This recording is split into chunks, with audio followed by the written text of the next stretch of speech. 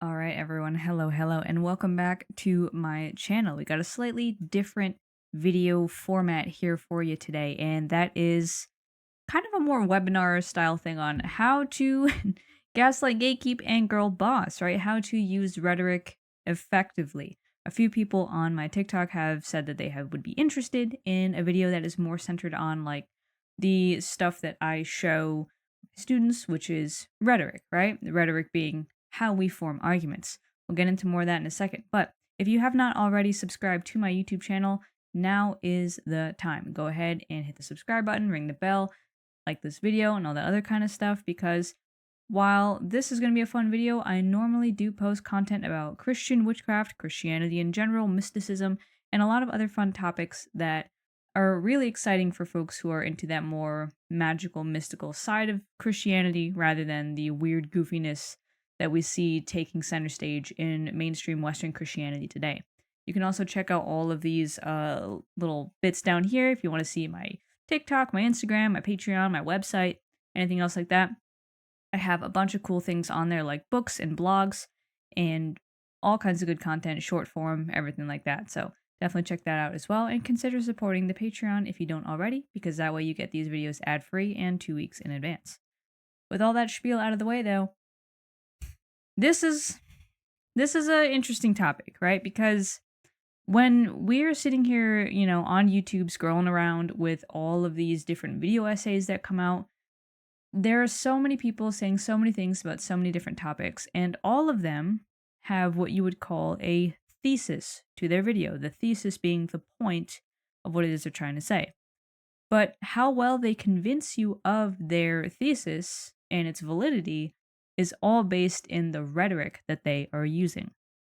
And so this is going to kind of be like a very quick, and I mean very quick, crash course of what rhetoric is, how to use it, and how in the current socio-political climate we find ourselves in, we really do need to be doing something more than just clustering together in our echo chambers and goofing on our opposition.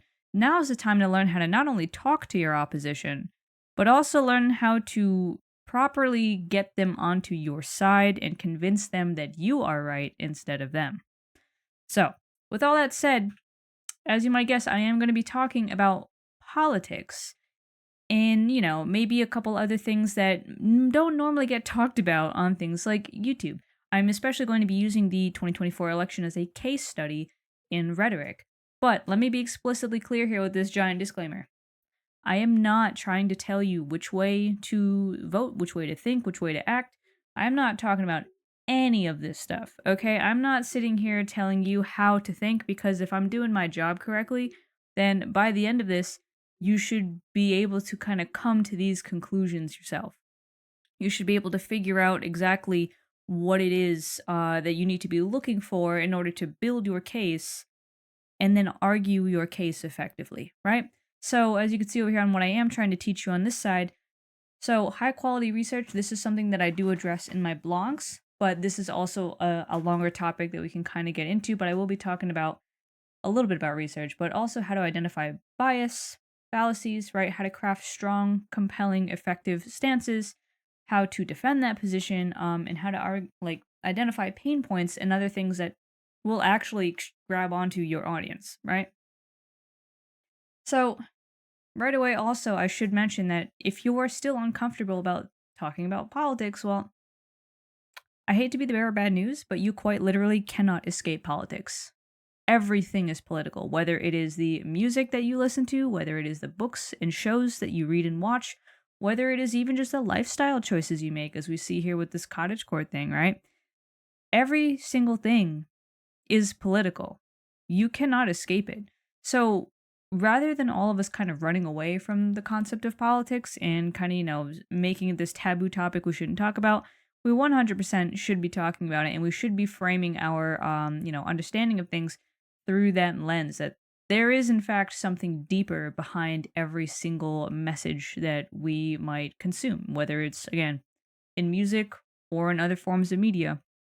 The author, the singer, the artist, they are trying to tell you something. And if you can figure out how to wrap your head around that, how to accept the overarching political messages in these kinds of things, you're gonna have a richer, more fulfilling existence, in my opinion, because things will no longer be so one note. You won't be able to just pick up a piece of media anymore and consume it like it's some kind of cheap candy at the gas station. No, no. These things are trying to tell you something, and it's up to you to decide whether or not you agree with what they're trying to tell you.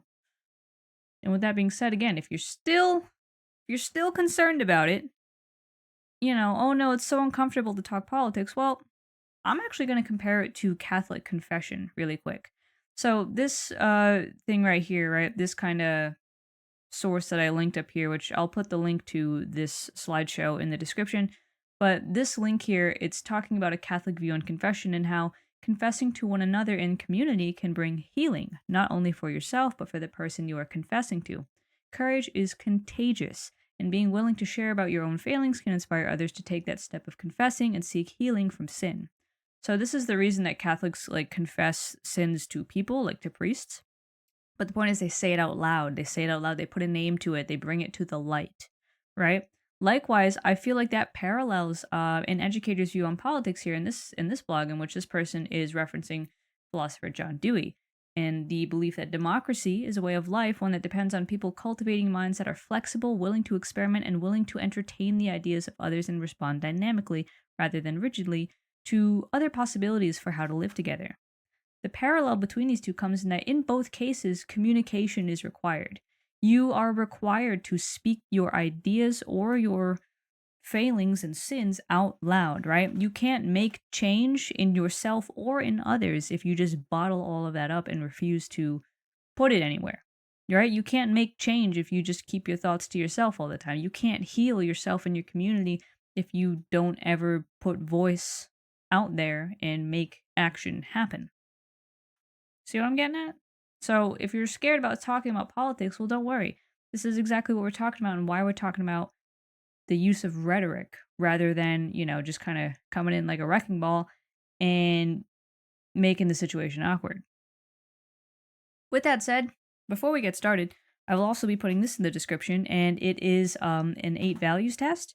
This is really cool. It doesn't tell you if you're a Democrat or a Republican, but what it does do is show you on a sliding scale where you're falling on these political axes, right? So economics, diplomacy, civil stance, social stance, it's all showing up here. And these are actually my results. So as you can see, I'm coming in at quite an egalitarian axis, right? I'm more on that socialist train by quite a bit. More on the globalist train, more on the liberty and freedom train, and very much more on the progressive train. So all that said, yeah, one could say that I am quite libertarian socialism, I guess, if that's even a thing, right? We have a funny view of libertarians and that they seem to be very fiscally conservative, very socially,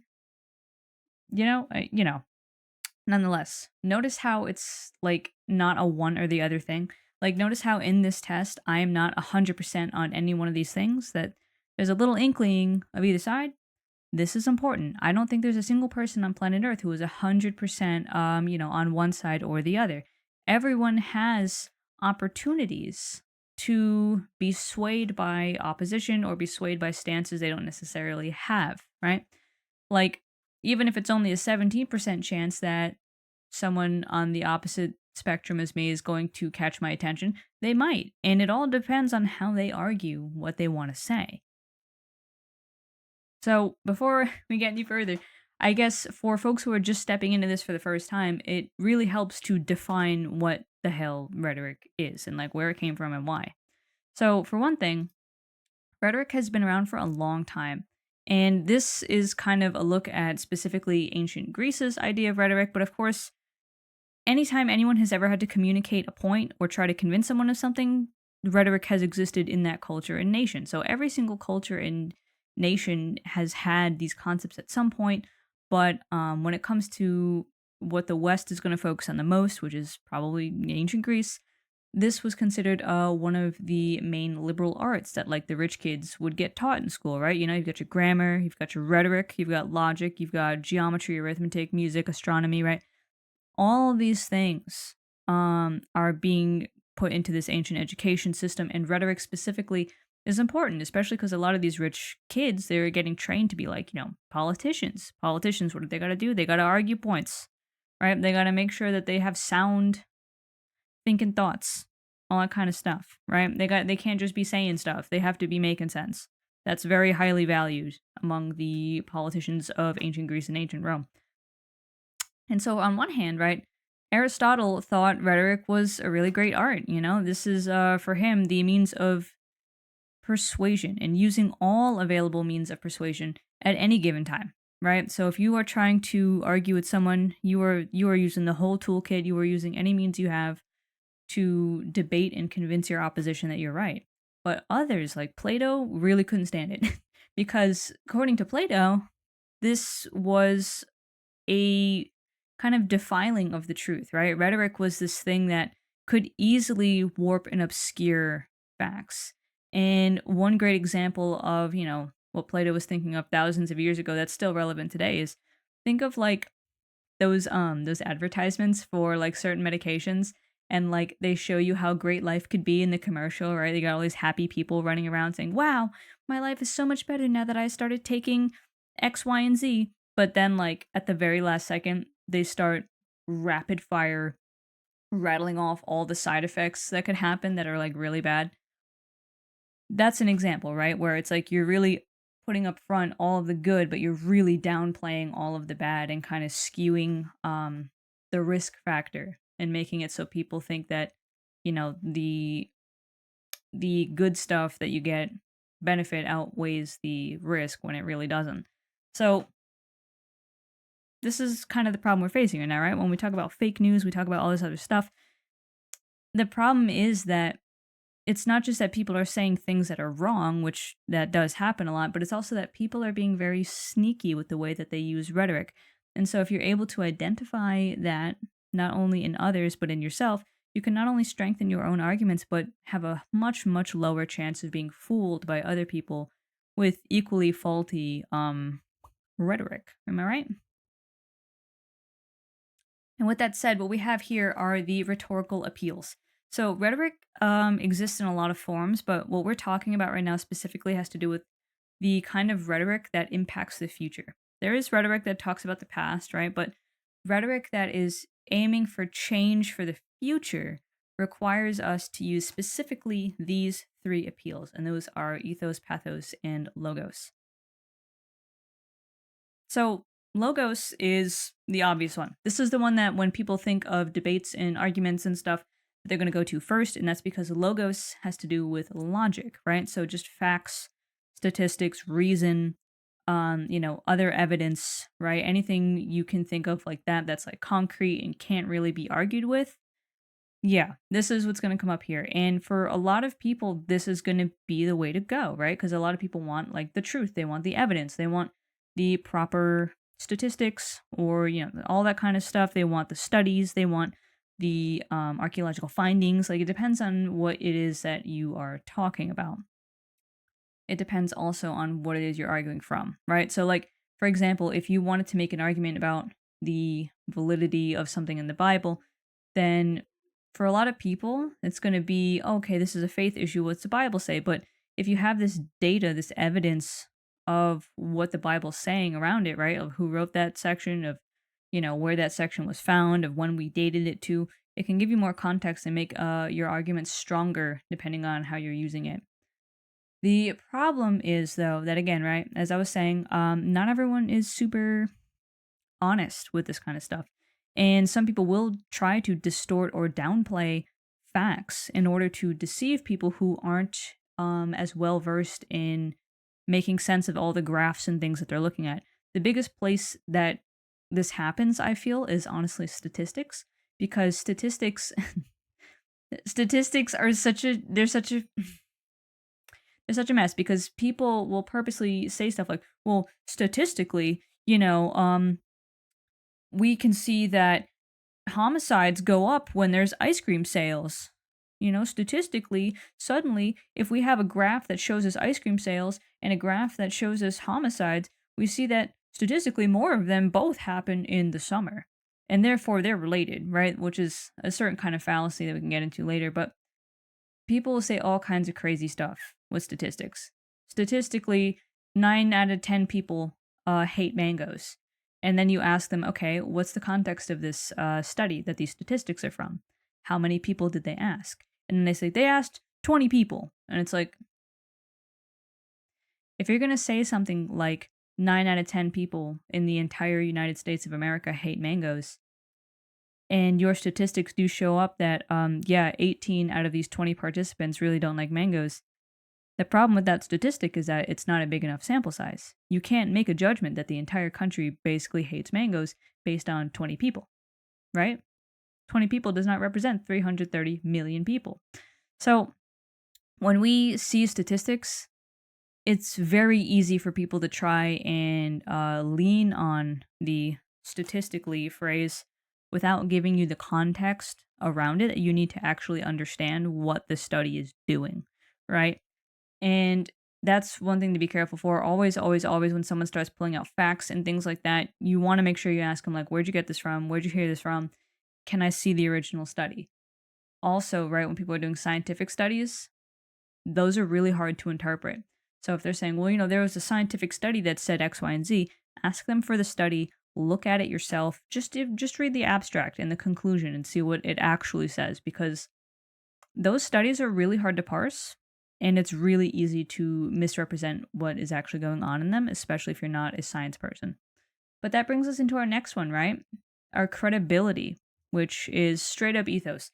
Ethos is an appeal to authority. So, when you have, for instance, a toothpaste commercial and it says 9 out of 10 dentists recommend this toothpaste, that is an appeal to ethos, because obviously, you would expect a dentist to know which toothpaste is good. So if 9 out of 10 dentists, that 90%, if statistically 9 out of 10 dentists recommend you this toothpaste, it must be a good toothpaste, right?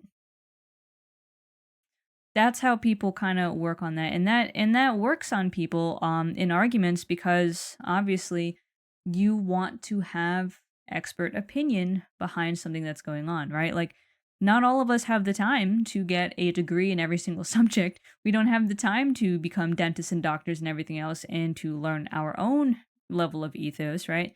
So we have no choice but to rely on experts a lot of times to tell us the things that we need to know. The problem is that you know, if the source isn't credible, or if people, fake their qualifications, which they can and do, it's going to be really hard to kind of parse what's exactly going on. So you got to do a bit of digging there. But basically, when you have someone appealing with ethos to your sensibilities, they're trying to get you to trust either them or their sources, right?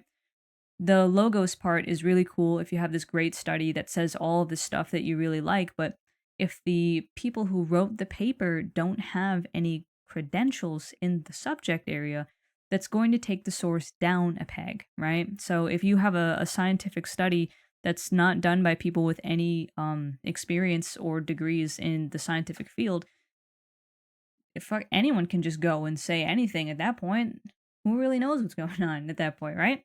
So whether it be, by the source itself being from like a reputable journal written by, people who have established themselves as experts, whether it is a source or whether people are saying stuff that like is backed up by a track record or a history in that subject, all of that is pretty big. And also you'll notice it says that it's also affected by presentation.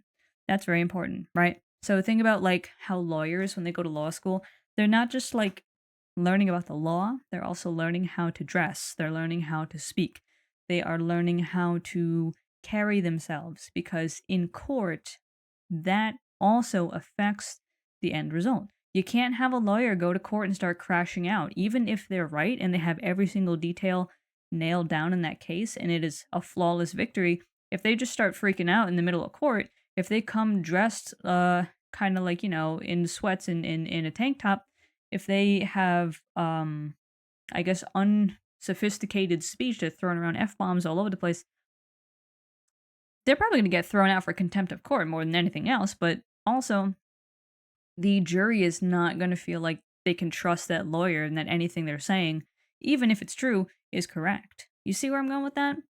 So when you are using this type of rhetoric, You have to think about not only what you're saying and the information you have, but how you are saying it and who is backing you up with the things that you're saying, what experts are behind you.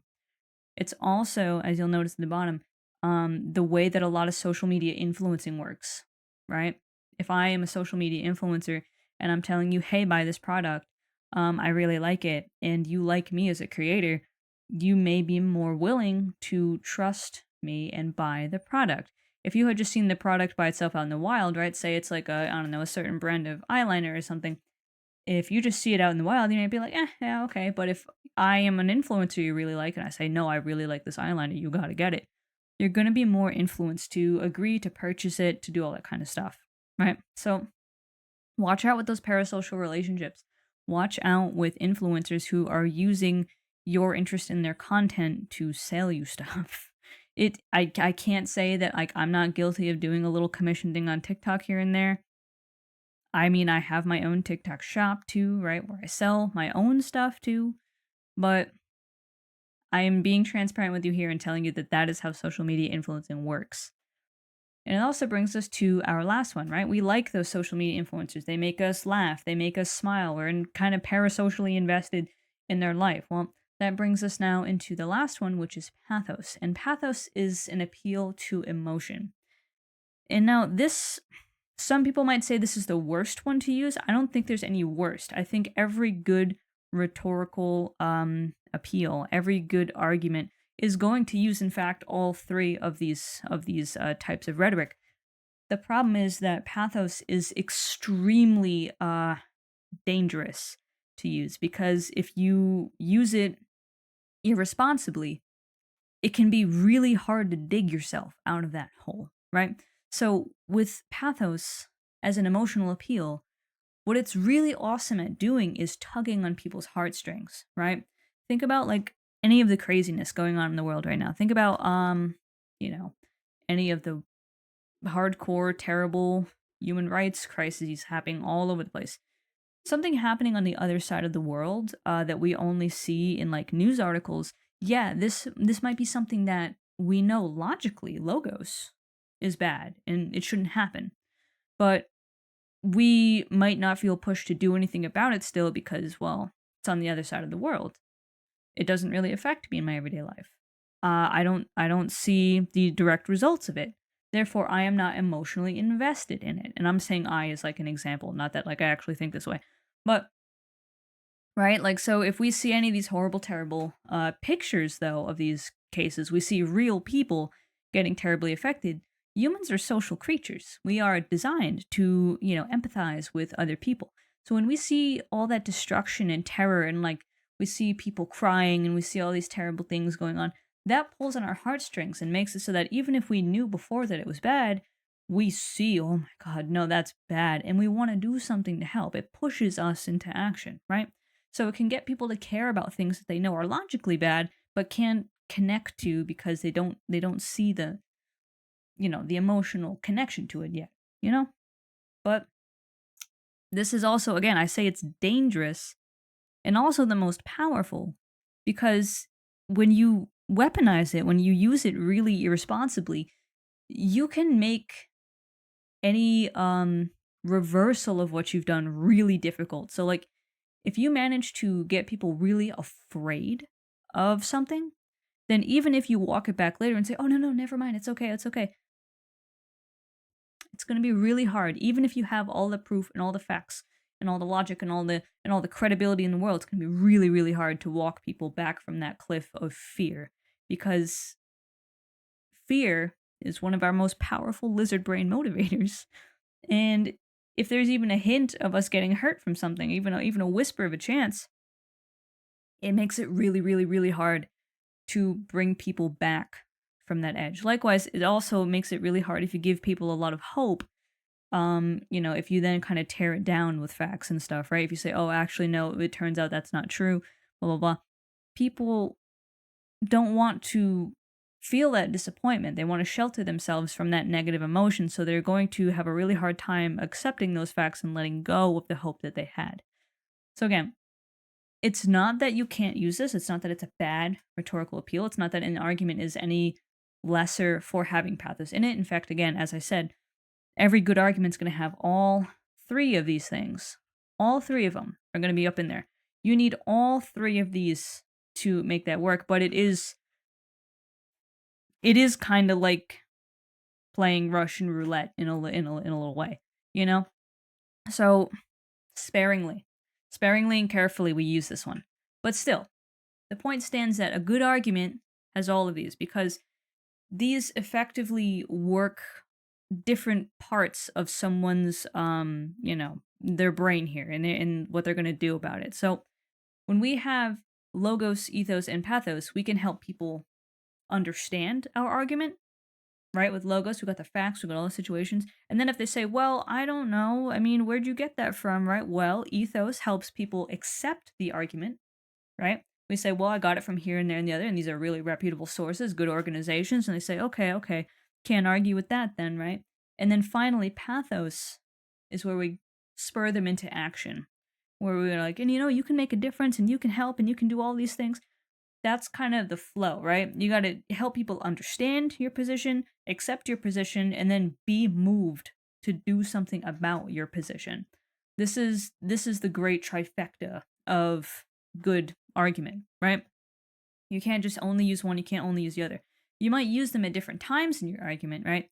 Like, you're not going to try and use all three at once, but you are going to have them overall in your argument. You're going to lead with facts first, then you're going to say, and then I got these facts from here, and then you're going to say, and these are, the real results. How would you feel if you were in this position, right? It's not good, so come and help out, right?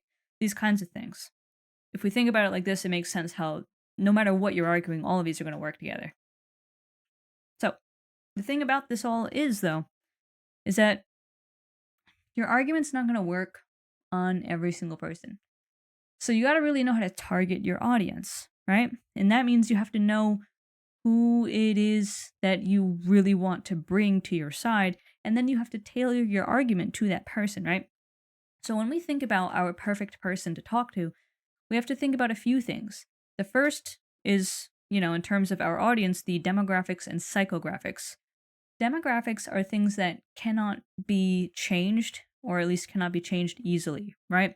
So these are things like age, where someone lives, their gender or nationality, if they have any disability, sexuality, education level, income level. Some of these things can change, like education level and income level, of course, but they're not changing in a day, right? I mean, unless someone loses their job, but that's a different story. Like, you're not getting a bachelor's degree tomorrow, right? It's not going to happen. You can't get it in 24 hours. These are things that take a long, long time and a lot of work and a lot of learning and study. And likewise, with location, not so easy to just pick up and move. And even if you did, you're going to be carrying around some cultural remnants of where you're from. Like, even if I today packed up all my stuff and moved to Nevada, you would still have to talk to me like a Rhode Islander because culturally I am a Rhode Islander. And especially if I just moved to Nevada, I'm not going to know anything about what's going on over here, and I'm not going to be the most effective one to talk to about making change in Nevada. I have no idea what the hell to do. So, right, these are kind of those unchangeable things that you want to be able to target. You're assuming that these people have been at this location for a while, or stable at this income level, blah blah blah, stuff like that. Whereas psychographics, on the other hand, these can change pretty quickly, a lot quicker than your education level, right? These are values or beliefs or interests, background knowledge, worldview, certain stances. These are things that in the span of one conversation you could shift, right? And an example, I guess, if I'm going to combine them, right, if I'm talking about demographics, let's imagine a 65-year-old man from Michigan, right? And now those are demographics, 65-year-old man from Michigan. Let's also know with psychographics, we might say that he's really into cars. He believes in, U.S. manufacturing and thinks that we should get more into that. And he really, really also enjoys going around and doing nature hikes and other kinds of stuff out there wherever he lives in Michigan. So we have someone who seems to be both really into cars and homegrown manufacturing, but also kind of into the environment. So There's some interesting ways you could pull one way or the other in that person, especially say if you wanted to have a purpose of environmental protection. Your purpose is what you're trying to do with your argument, right? Like what is the point of you saying anything? What are you saying stuff for? What are you arguing with someone for? And by arguing, right, I don't mean like yelling and getting mad. I just mean like what are you trying to convince someone of and why? What is the point? If you're trying to tell Mr. Old Car Dude here that he should care more about the environment, how are you going to talk to him about that? Knowing that he's really invested in cars, right? And as we were talking about with that pathos, he's really, really into that. That's what he really likes. That's what he's really passionate about. But he's also into the environment. How are you gonna talk to him to get him more on the side of environmental protections? Are you gonna shout at him and tell him that cars suck? No. He's probably not gonna listen to you because that's gonna hit his pathos sensibility very negatively. It's gonna be a very negative, argument using pathos that he's not gonna buy. But if you worked with that pathos level, that passion in a more constructive way, right? Saying maybe, here's some ways we can offset or, kind of compromise about these things. Here's some ways in which you can still be really interested in cars. And we can even start looking to do more home manufacturing, but also do X, Y, and Z on the side to help the environment. These are things that, like, it's going to just make your argument more effective. But lastly, though, you also do have to consider who is that 65-year-old man from Michigan looking at? Who are you as the person that is making the argument? Are you someone that a 65-year-old man from Michigan who really likes cars would be willing to listen to? A lot of, for instance, older folks don't like listening to some 18-year-old talk about stuff that they haven't even been old enough to really experience yet. If they've only been driving for 2 years and they don't even know the difference between the term make and the term model, well, I don't know. A 65-year-old car fan might be more likely to write you off. So there's all those kinds of things to consider, right? Considering those demographics and psychographics, considering the point that you're even trying to get across, the reason you're even trying to engage with someone in the first place, and considering who you are, what your credentials are, what your stake in the situation is, whether or not people will think you have some kind of ulterior motives to begin with. Especially like with that last one, right? What do I mean by ulterior motives? What do I mean by bias? Well, if I'm Coca-Cola Company and I'm telling you that actually Coca-Cola is the healthiest thing on planet Earth and you should be drinking it every single day, I might be biased, right? I might have a incentive to be pushing that idea, right? So that's the kind of thing. Is someone going to look at you and say, well, okay, I think that you're just trying to tell me this because you have a personal stake in it, right? Those are things you want to consider. And those are the things you want to be prepared to deal with if they do come up, because they very well may come up, especially if someone else knows how to debate properly. But as we were talking about, right, with a 65-year-old Michigan man who likes cars but also the environment, the way in which we can address a lot of things and craft a lot of arguments, especially when we think about our audience, is by thinking about where they fall on Maslow's hierarchy of needs. Now, Abraham Maslow was an American psychologist, and he was the one who kind of created this little pyramid, I guess, or kind of started this theory. He was also apparently a eugenicist. I haven't been able to find any primary sources that would confirm or deny this. I haven't found much, but he may have been a eugenicist, which was an American movement, way back in the 20th century that was pretty ugly and inspired some pretty awful stuff, like, the craziness that Mustache Man did in World War II. But all that aside, even a broken clock is right twice a day with Maslow here.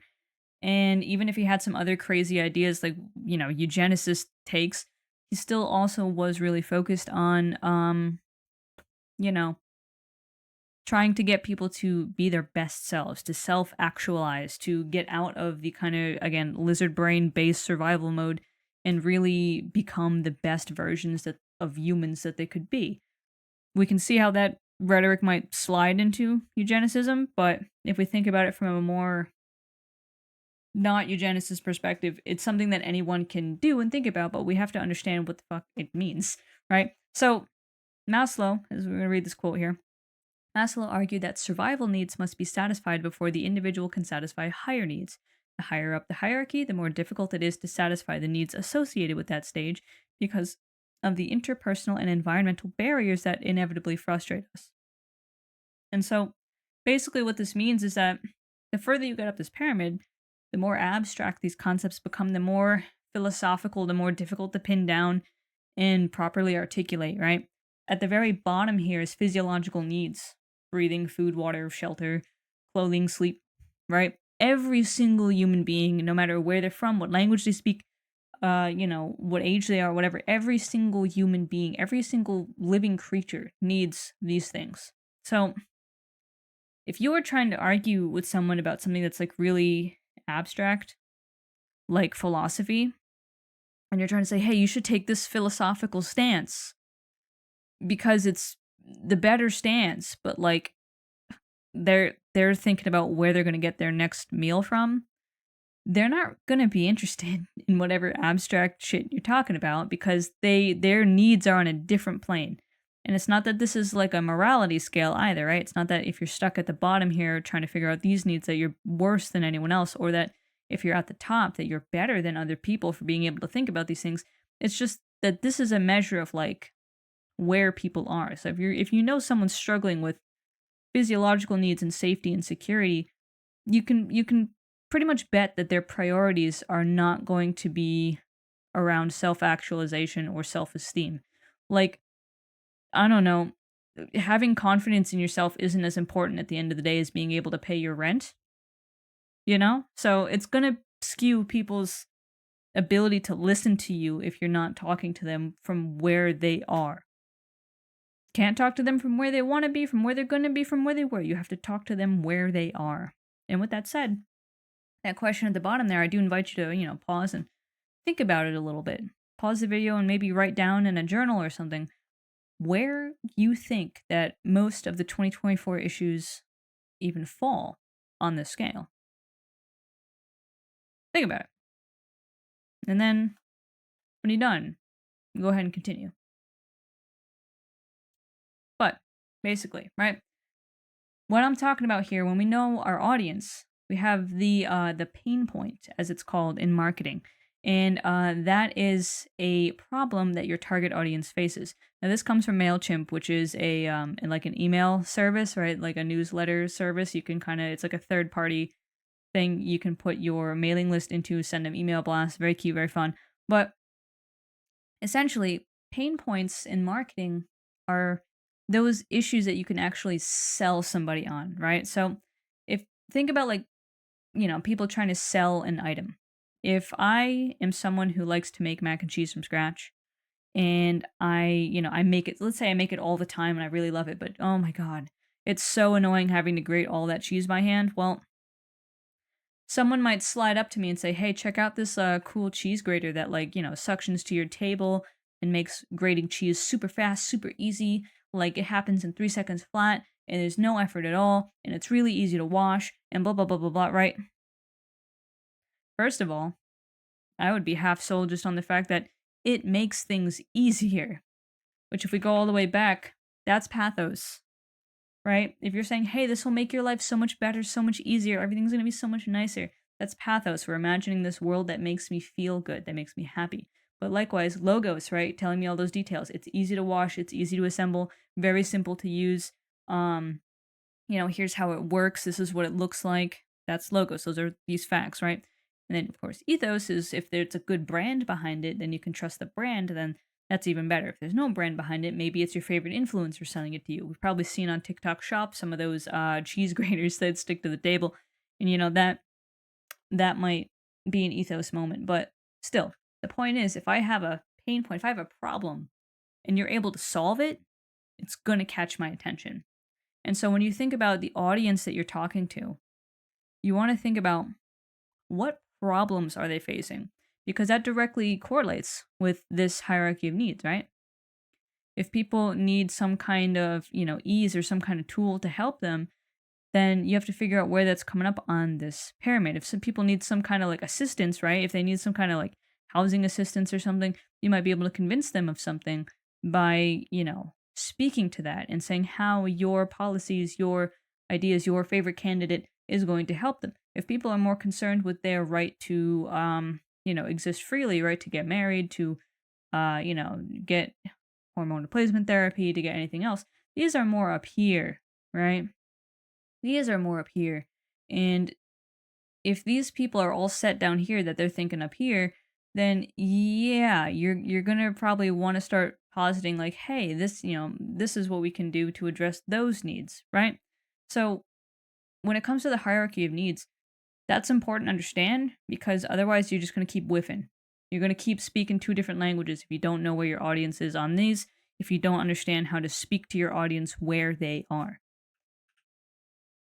So if you want to convert people to your side, then you need to target people who don't agree with you. If you want to inspire people to organize, you have to get people who already agree and have spare time to join your cause. If you want people to buy a product, you want to find people that have a need for your product, right? When we think about who we want to talk to, we got to think about our purpose and who we are, and then start crafting our perfect person, right? Think of that perfect audience person in your head. So this is kind of the issue that came up with the 2024 election, right?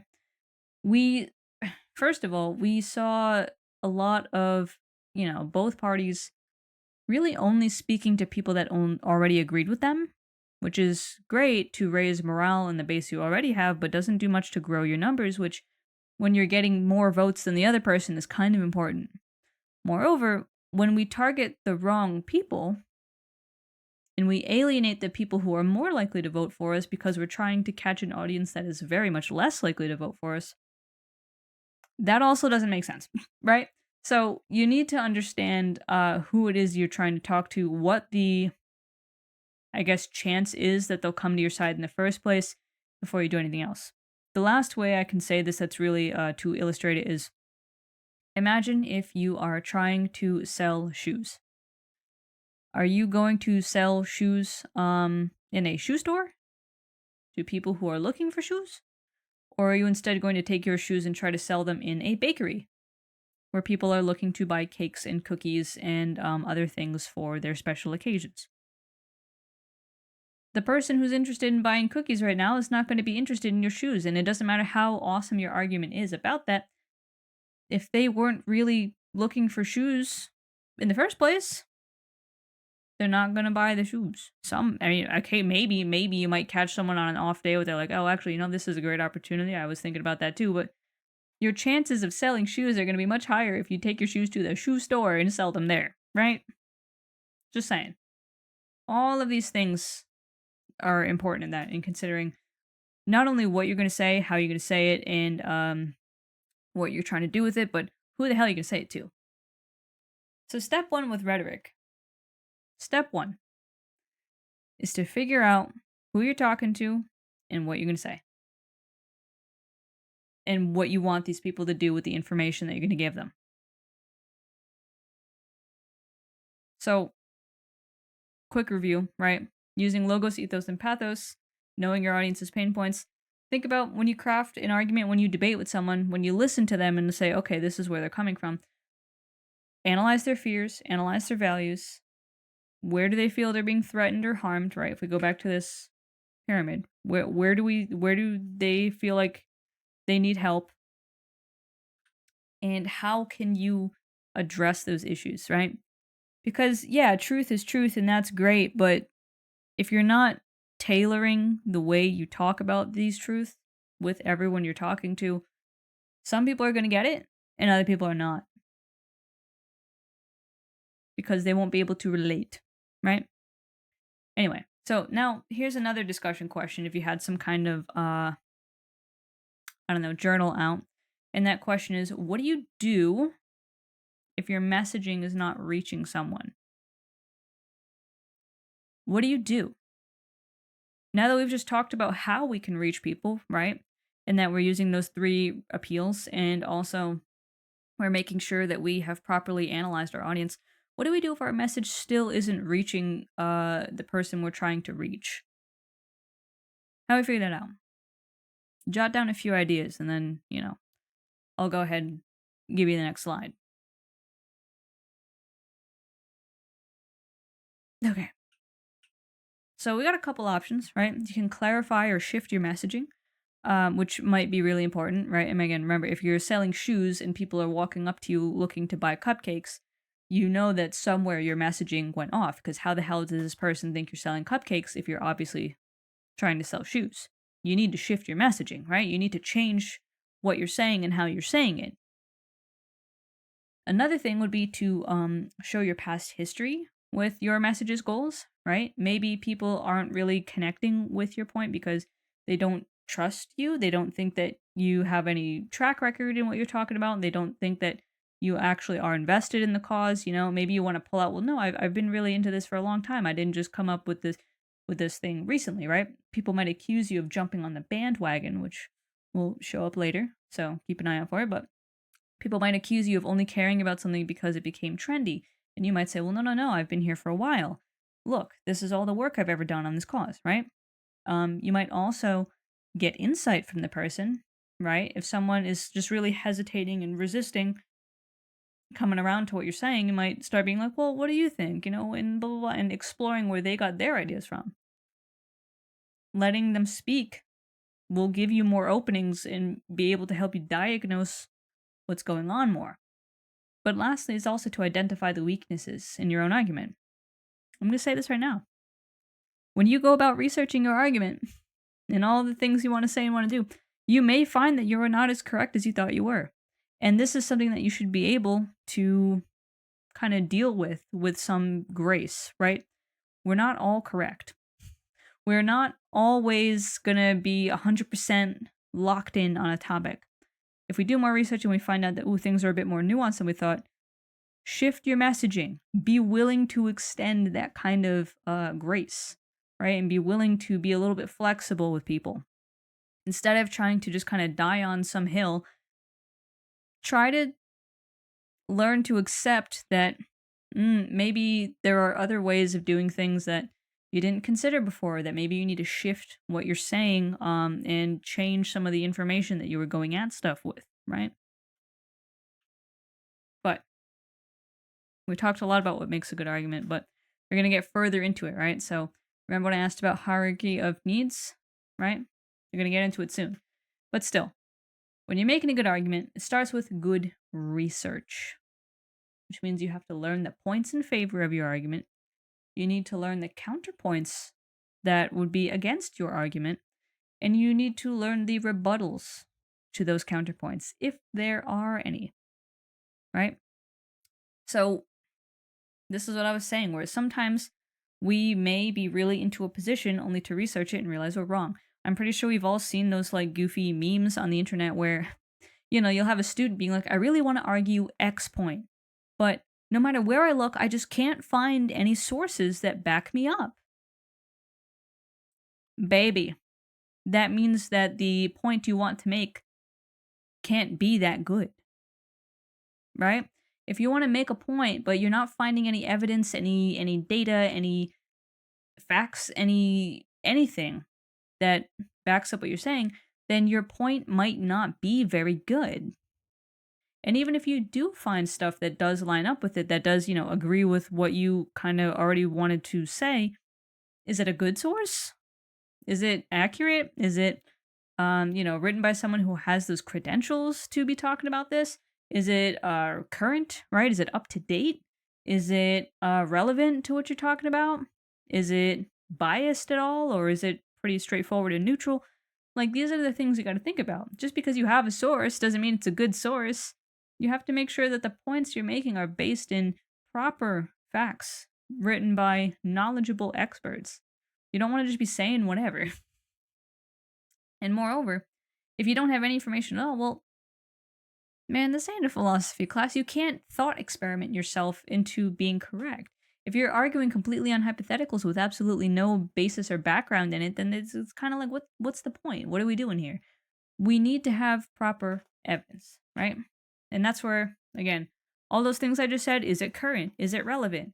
Is it, accurate? Like, do other sources cross-reference and verify the stuff that this person is saying? All these things are what you want to think about when you're thinking about research. So this is called the crap test. And it's something that, we teach our students when it comes to evaluating a source. These are all the things you want to think about. And that's rough, right? Like that's pretty intensive. Every time you have a source to think about this. But remember when I was saying at the beginning that like when you learn this stuff, not only will you be better at arguing, but you'll be less susceptible to bullshit? This is why.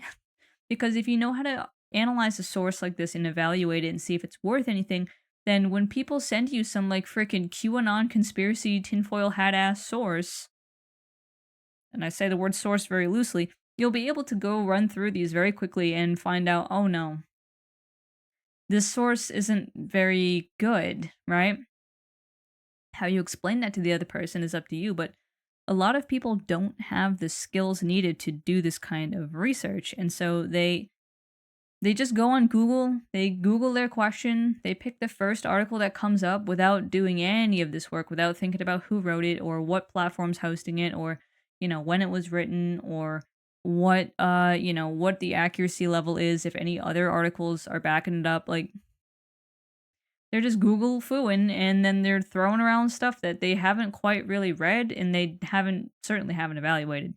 So when it comes to making a good argument, remember it starts with good research. It starts with quality facts. Don't get into a debate with someone unless you know what you're talking about. Don't do it. Because that's going to make the next person trying to argue your point also have a much harder time now dealing with someone who, based on past experiences, thinks that the opposition is all uneducated and doesn't know what they're talking about. So don't do it. Don't get into a dogfight about stuff you don't know about. Be okay with saying, I actually don't know enough about that. And then bowing out. So, right, when it comes to looking for good information, these are just my recommendations. I would say Google Scholar is great. Like, for the love of God, if you're going to use Google, at least use Google Scholar. It's a specifically scholarly version of Google that gives you more like papers and journal articles and more verified stuff, like more, dense factual information than just like, I don't know, frickin' Mayo Clinic or whatever other garbage people usually look at online.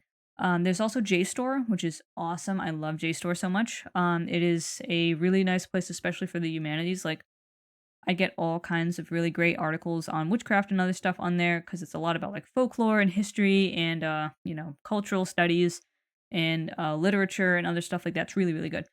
And you can also access a lot of stuff for free if you have an account through your university or even through some libraries.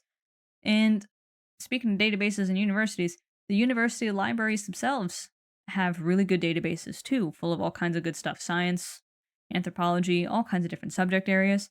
And if for nothing else, if you want to get more educated on a subject at large, like philosophy or mathematics, honestly, go check out college courses like in a major, and then go check out those courses' book requirements. That'll help you a lot because if you're looking at the same sources that colleges are using to teach competency in, it's going to be probably a pretty good source, right? And this is also, let me remind you, don't think that just because a source isn't in any of these databases means it's automatically not good.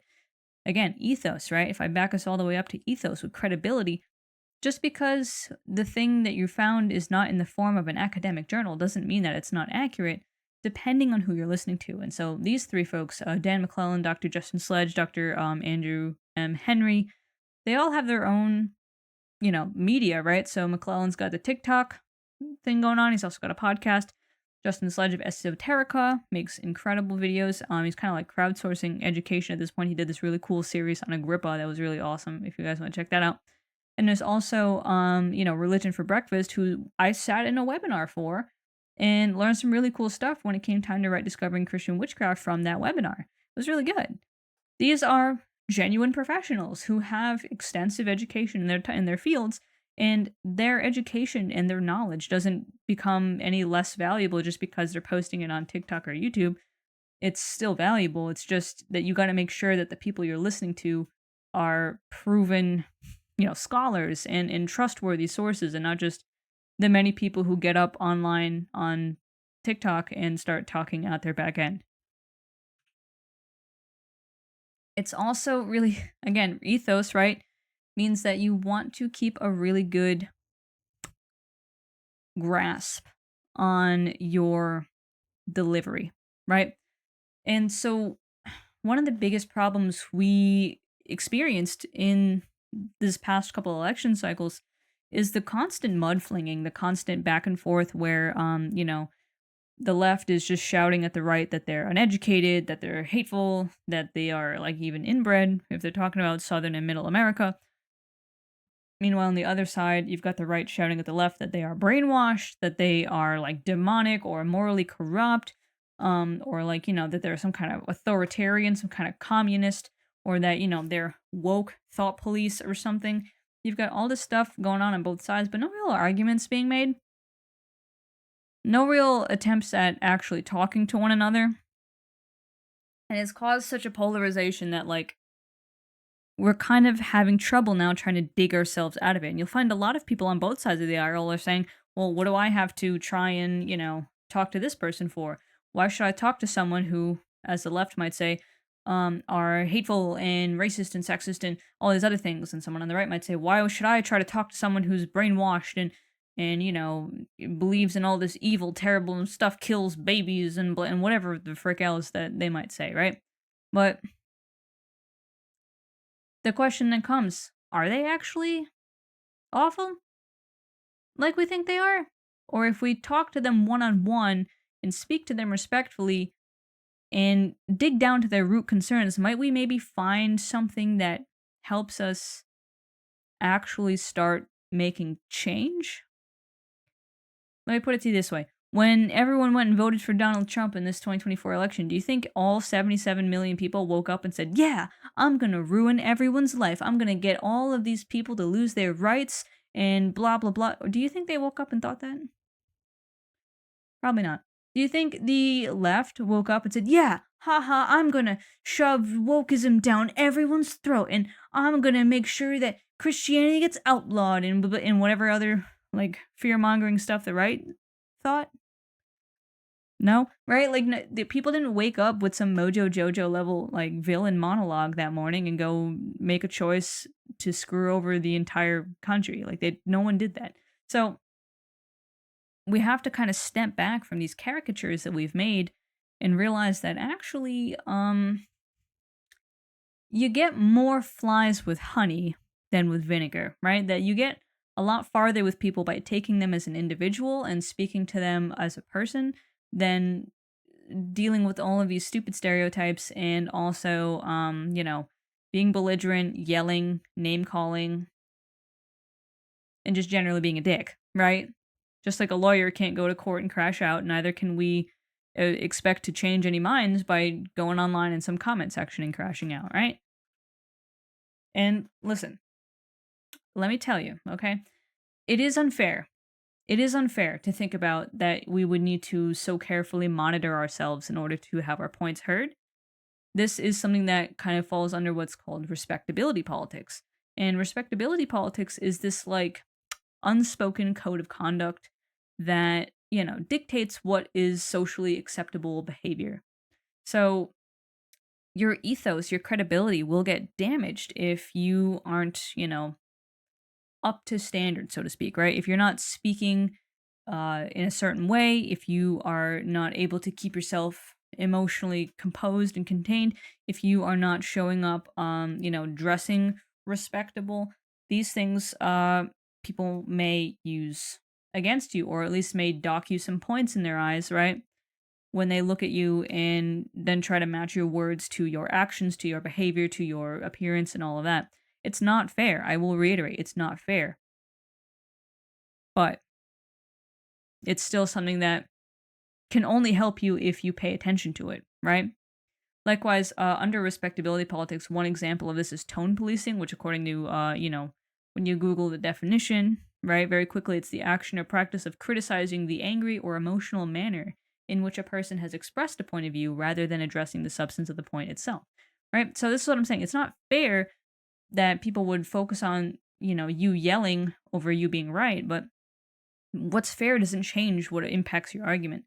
This is, if anything, another opportunity to talk to someone and be like, well, hey, me being personally invested and emotional in this kind of stuff doesn't make my concerns any less valid, doesn't make my, my evidence I'm bringing to the table any less valid. It just means that I'm impacted by this, and it really, scares me, does whatever. But you got to remember that, like, people get turned off when you yell at them. People don't want to engage with someone who's like crashing out. It's like common sense in a way, but at the same time, where it gets annoying is when people automatically look to discredit you by saying, "Oh, so emotional," right? For instance, okay, and I'm sorry, all the men, but we see men do this a lot with women, right? Like, oh, women are so emotional because a woman like didn't speak in a flat monotone voice the entire time she was delivering a point. That's annoying, and that's where it's kind of like, okay, am I being emotional, or are you just trying to not engage with the things I'm saying? You can always be like, hey, address the thing I'm saying, not the way I'm saying it. But it goes both ways, right? Again, you can't be freaking out and expect people to listen. So now we're getting into the election as a case study. And I really hope you were still thinking about that triangle, because we're finally back to the triangle now. And what I want to ask is, where do y'all think I am sitting in the hierarchy of needs, right? So these are my identity markers. These are all the cool Yu-Gi-Oh cards that I can throw out about myself, I guess. Basically, that's what they feel like when you have them all lined up like this. It's like, oh, these are my stats. These are my super cool wizard stats.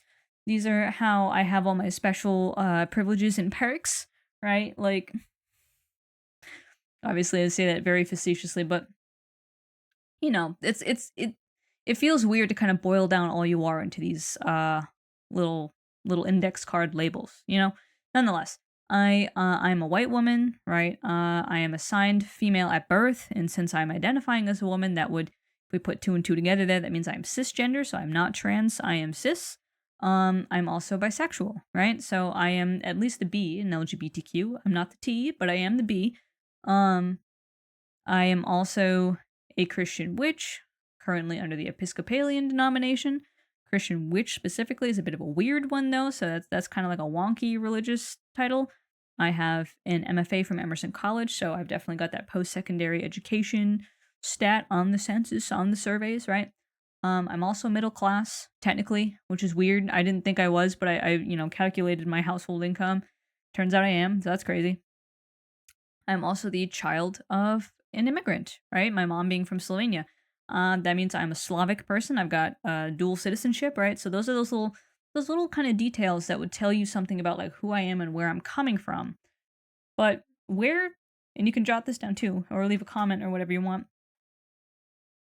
Knowing all that we have here on this triangle, where am I sitting, do we think?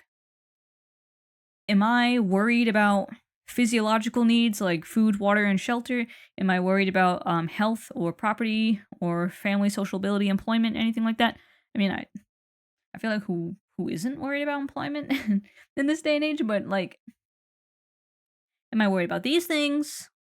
Am I worried about friendship and sense of connection and family and stuff? Am I worried about confidence or achievement or, getting respect from other people or the need to be unique? Am I worried about this? Is my need to be an individual being suppressed in any way here? Am I thinking about morality, creativity, acceptance, experience, meaning, all that other kind of stuff? Like, I'll give me another second before I say, but, you know, all those things on the hierarchy of needs. I'm going to just, think that I'm not worried about here. So I'm probably somewhere up here, right? In the top part of the pyramid, I'm probably somewhere in that self-actualization, self-esteem maybe area, but more in that top part, right? I'm thinking abstract. I'm no longer thinking about policies or things that just affect me. I'm thinking about things that affect everybody, right? I'm thinking about how my choices as an individual, where I cast my vote are going to affect not just me, but the rest of my countrymen, the rest of America, the rest of society, and all these other kinds of things. I'm thinking abstract. I'm thinking beyond myself, right? But again, is there any correlation between all this and my views? Is it any surprise that I would be pro all of these things? If I'm sitting here in this hierarchy of needs top spot, is any of this a surprise? regulations of business, pro-choice, pro-LGBTQ, separation of church and state, pro-CRT education, pro-rent control, pro-all these things. Is it any surprise that I voted for Kamala Harris? Why or why not? Think about that. I would personally argue that these are the kinds of things we can think about when we're not worried about our own security, right? Like, I guess maybe this is a little telling on myself, but I don't have student debt. I paid for all my master's degree entirely by myself. My parents had some savings for my bachelor's and managed to pitch those in for me, but I paid for half my bachelor's through scholarships, and then I paid for my entire master's myself. I did not ever take out a single loan. And yet, I am still pro tax supported public university. Go ahead, sure, let the private ones do whatever the hell they want, but if people have an option to go to college for free, that's good. I don't sit there and say that just because I paid for it, everyone else should too. Because again, I'm sitting here at the top of this triangle and I'm not thinking about myself. I'm not thinking about what's just fair for me. I'm thinking about what is best for our entire society to move forward. And I value a highly educated population. Therefore, I really want everyone to have the chance to get post-secondary education. Ta-da, right? Those kinds of things. So, knowing all that, here's that question again. Where do the top issues of 2024 lie on the hierarchy of needs? Go back to the very first thing I asked you and look at that, because if we look at this, right, we could see that, honestly, pretty much everyone was concerned about the economy. But very clearly, Trump supporters are at that 93% on the economy. Where's economy? Down here, right? Because how the economy is doing, how you're doing financially, directly impacts your ability to get those base needs that literally every person needs to survive, no matter what the hell side of the aisle they're on and what they believe in. But likewise, right? We had Harris supporters being much more interested in healthcare, Supreme Court appointments. We had them being much more interested in abortion, right? In racial and ethnic inequality. Dang, look how low that number is, right? So climate change, right? These are more abstract and socio-political things that are going to impact more on this side of the aisle because we're projecting outwards, right? Harris supporters are saying, okay, well, what are the ramifications of these Supreme Court appointments going to be for the next 10, 20, 30 years? What is climate change going to do to us in 10, 20, 30 years, right? Meanwhile, you've got Trump supporters over here with economy most of all, but also with violent crime, immigration, right? With foreign policy. And that's because these things are less abstract. They're less abstract and they more directly impact the individual. So if you are sitting here being like, dang, I can't afford anything, and also I live in an unsafe place and I'm really scared, well, yeah, here you go. You're going to be operating out of here, which means that when the left is sitting here talking about abortion and ethnic and racial inequality and all these other abstract things that don't have an easy answer, they're basically in one ear and out the other for people who are down here at the bottom of the pyramid, for people who are, saying, okay, cool, but how does that affect my buzz, right? And that's the thing. And it's not necessarily that anyone is wrong for that. I mean, it's not great, right? Of course, it reads really selfish when you care more about yourself than society at large, but if you literally don't have the ability to care about more than just yourself, right? If your entire energy is going towards making rent and you just don't have the emotional or mental bandwidth to expand to other people, it's not that you're a bad person for that, really. It's just that you're not in a position to be able to give a shit. So if we have all of these people focusing on these individual centered issues, these clear-cut issues, these issues that are much easier to conceptualize than something like climate change, you got to talk to them from that standpoint, because they clearly have some kind of fears and baggages around those things that they're going to be looking at that first before something that is way more abstract and far off in the future and not immediately impacting them right now, this second. Likewise, if a Trump supporter were to talk to me about immigration, well, as the child of an immigrant who understands what immigration has done for this country and what value immigrants bring to our economy and what reforms we need in the immigration process. Yeah, I'm not worried about that so much. I'm really not. I'm really not worried about immigration like at all. And honestly, I think the way in which people have been fearmongered about immigration is what's causing a big problem in the future. But that's a separate topic for a different time. Still, let's look at this, right? These voter exit polls. What we have here is basically we've got a good chunk of people on different sides of the political aisle giving these surveys and thinking about this stuff. But they're saying, do you think the condition of the nation's economy is excellent, good, not so good, or poor? Right? And so the first one we have is excellent. So only 5% of this survey was saying so. But it's a high majority of Democrats in that 5% that said that. And this is what I'm saying about statistics, right? Remember earlier I was saying statistics where, oh my god, 89% of Democrats think the economy's great. They're so out of touch. Well, no, that was only 5% of the total survey who said that the economy is excellent. And that 5% was a majority Democrat, but what's 5% of all of these people? Not many, right? If we have 100, then 5% of that's 5 people. That's not enough to say that all Democrats think that, especially when we go down here to not so good. It's almost 50-50. This gray sliver here is the independents. But it's almost 50-50 with the biggest chunk saying not so good pretty much across the aisle. But this gigantic chunk that said it was not doing great, this is bigger than this, right? The amount of people saying the economy is excellent, 5% being Democrats, is not the same ratio as the 33% saying that it was poor, with 87% of that being Republicans. Numbers are hard. But again, if we think of our 100, right? So we have about, and not even 5 people, right? If we have actually more like 4 people, because this isn't 100, this is 90. If we have 4 people out of 100 saying that the economy is excellent, and those are Democrats, versus about, if I do rough numbers, I'll say about 28 people saying it's actually not so great, and those are Republicans. Right? You can see where I'm going, how the stats get really dicey real fast.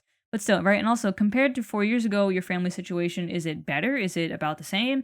Is it worse? Almost half of respondents said it was worse. And 81% of that half was Republicans. So that's not great, right? We can see really, really easily where the different priorities of these parties are, right? And so, look, we've got also, in the past year, has inflation caused your family severe hardship, moderate hardship, no hardship at all? Kind of 50-50 here. But there's a way bigger amount of saying no hardship at all on Democrat side than saying severe hardship on this side, right? Like, the split's pretty clear. And likewise, which of the 5 issues matter most to you? You could see the Democrats are really going hard on abortion over here. And the state of democracy, too, is a big thing. These are abstract, right? Abortion isn't something that affects every single person. Like, as much as I'm pro-choice, I gotta admit, not every single person is directly impacted or worried about this kind of thing. So that's gonna knock it down a peg on the priorities of a lot of people. Likewise, the state of democracy, this is abstract. This is abstract. We can't really predict what's gonna happen in the next 4 years, and so it's much easier to kind of snatch people on an immediate and concrete and visible issue like the economy or, apparently for Republicans, immigration, than it is the state of democracy, whatever this really means. So when we think about, again, that hierarchy of needs, the left and the right never feel like they connect at all because they're fundamentally speaking from 2 different parts of this pyramid. They are speaking about 2 different things that never connect, right? These issues don't ever really cross over unless you can really work to, like, kind of bend your stance, right? Like, you can argue how outlawing abortion will cause some serious economic ramifications, but that's a real skip, hop, and a jump, and that's not gonna be as obvious, to these people as, like, say, the price of eggs or whatever the hell it is that they voted for and didn't didn't even vote for correctly, but we'll get into that in a second. Still, right? The point is identifying your audience. Yeah, this is why I bring up this pyramid. How the hell are you going to convince someone to come to your side if you're talking about stuff they patently don't give a shit about? Or that doesn't affect them? Or that they've already kind of squared away? Right? Non-issue. You're not addressing any pain points. So, here's the thing. I am a liberal who's also concerned about the economy. So, why did I pick Kamala? Why Harris? Easy, because she had these parts of rhetoric on lock to me. Her plan was rated better by a good chunk of Nobel Peace Prize winning economists. If you're an economist winning a Nobel Peace Prize for your freaking economic analysis, I'm going to assume you know what the fuck you're talking about. So, okay, cool. I looked at the numbers between Kamala and Trump. Like, actually, on this website that you can look at, I side by side compared them. And I determined that while Kamala might have like a weirder effect up front for people, like right away, the overall boost she was going to give to the economy was going to be way better in the long run. And it was just going to make more sense. Like the logos was there. And also, Kamala's whole thing was focused on people like me, on people who haven't bought a home yet, on people who, you know, are kind of in that age where we may be thinking about having kids or not, you know, on, you know, people in debt, on all these kinds of things and saying, "Wow, you know, things can be better. You know, things are going to get better. Your life is going to be great in a little bit if we just do this." And I was like, "Yeah, right, that's all pathos. That's all appealing to my wishes and my dreams of owning a home and blah blah blah and all these other kinds of things." Fuck yeah. You know, like this is why she convinced me. You know, besides all the other stuff on the top of that triangle that I'm worried about, like LGBTQ rights and abortion and all other stuff, yeah, that was a bygone conclusion. But this stuff is why I was really convinced. I was like, okay, yeah, she's, you know, I'm gonna put my vote here and not piss it away on third party or something, right? But question: did we hear a lot about the economic plans? Did we hear a lot about how great she was going to make the economy? Or did we hear a lot about, you know, oh my god, democracy is going to end. Oh my god, your rights are going to be taken away if you don't vote for me. Oh my god, you know, if you don't vote for me, you're a terrible person, you're a hateful person, you're a bad person. Like,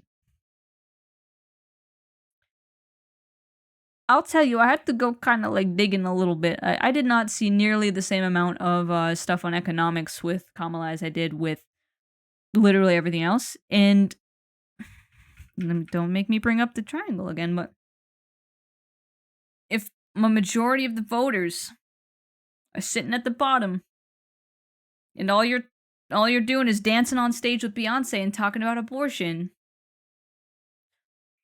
yeah, your campaign's not really gonna pick up the votes you want it to pick up, you know? But anyway, I'm concerned about rights though. I am, right? Obviously, I'm sitting at the top of the hierarchy. I'm thinking outside myself. I'm thinking about people who are not me. Here's the thing, guys. Even with the even this is gonna sound so callous, I'm so sorry, but even with the Trump presidency, I'm not probably gonna be doing that bad because I live in a blue state where abortion rights are protected and blah blah blah and all this other kind of stuff.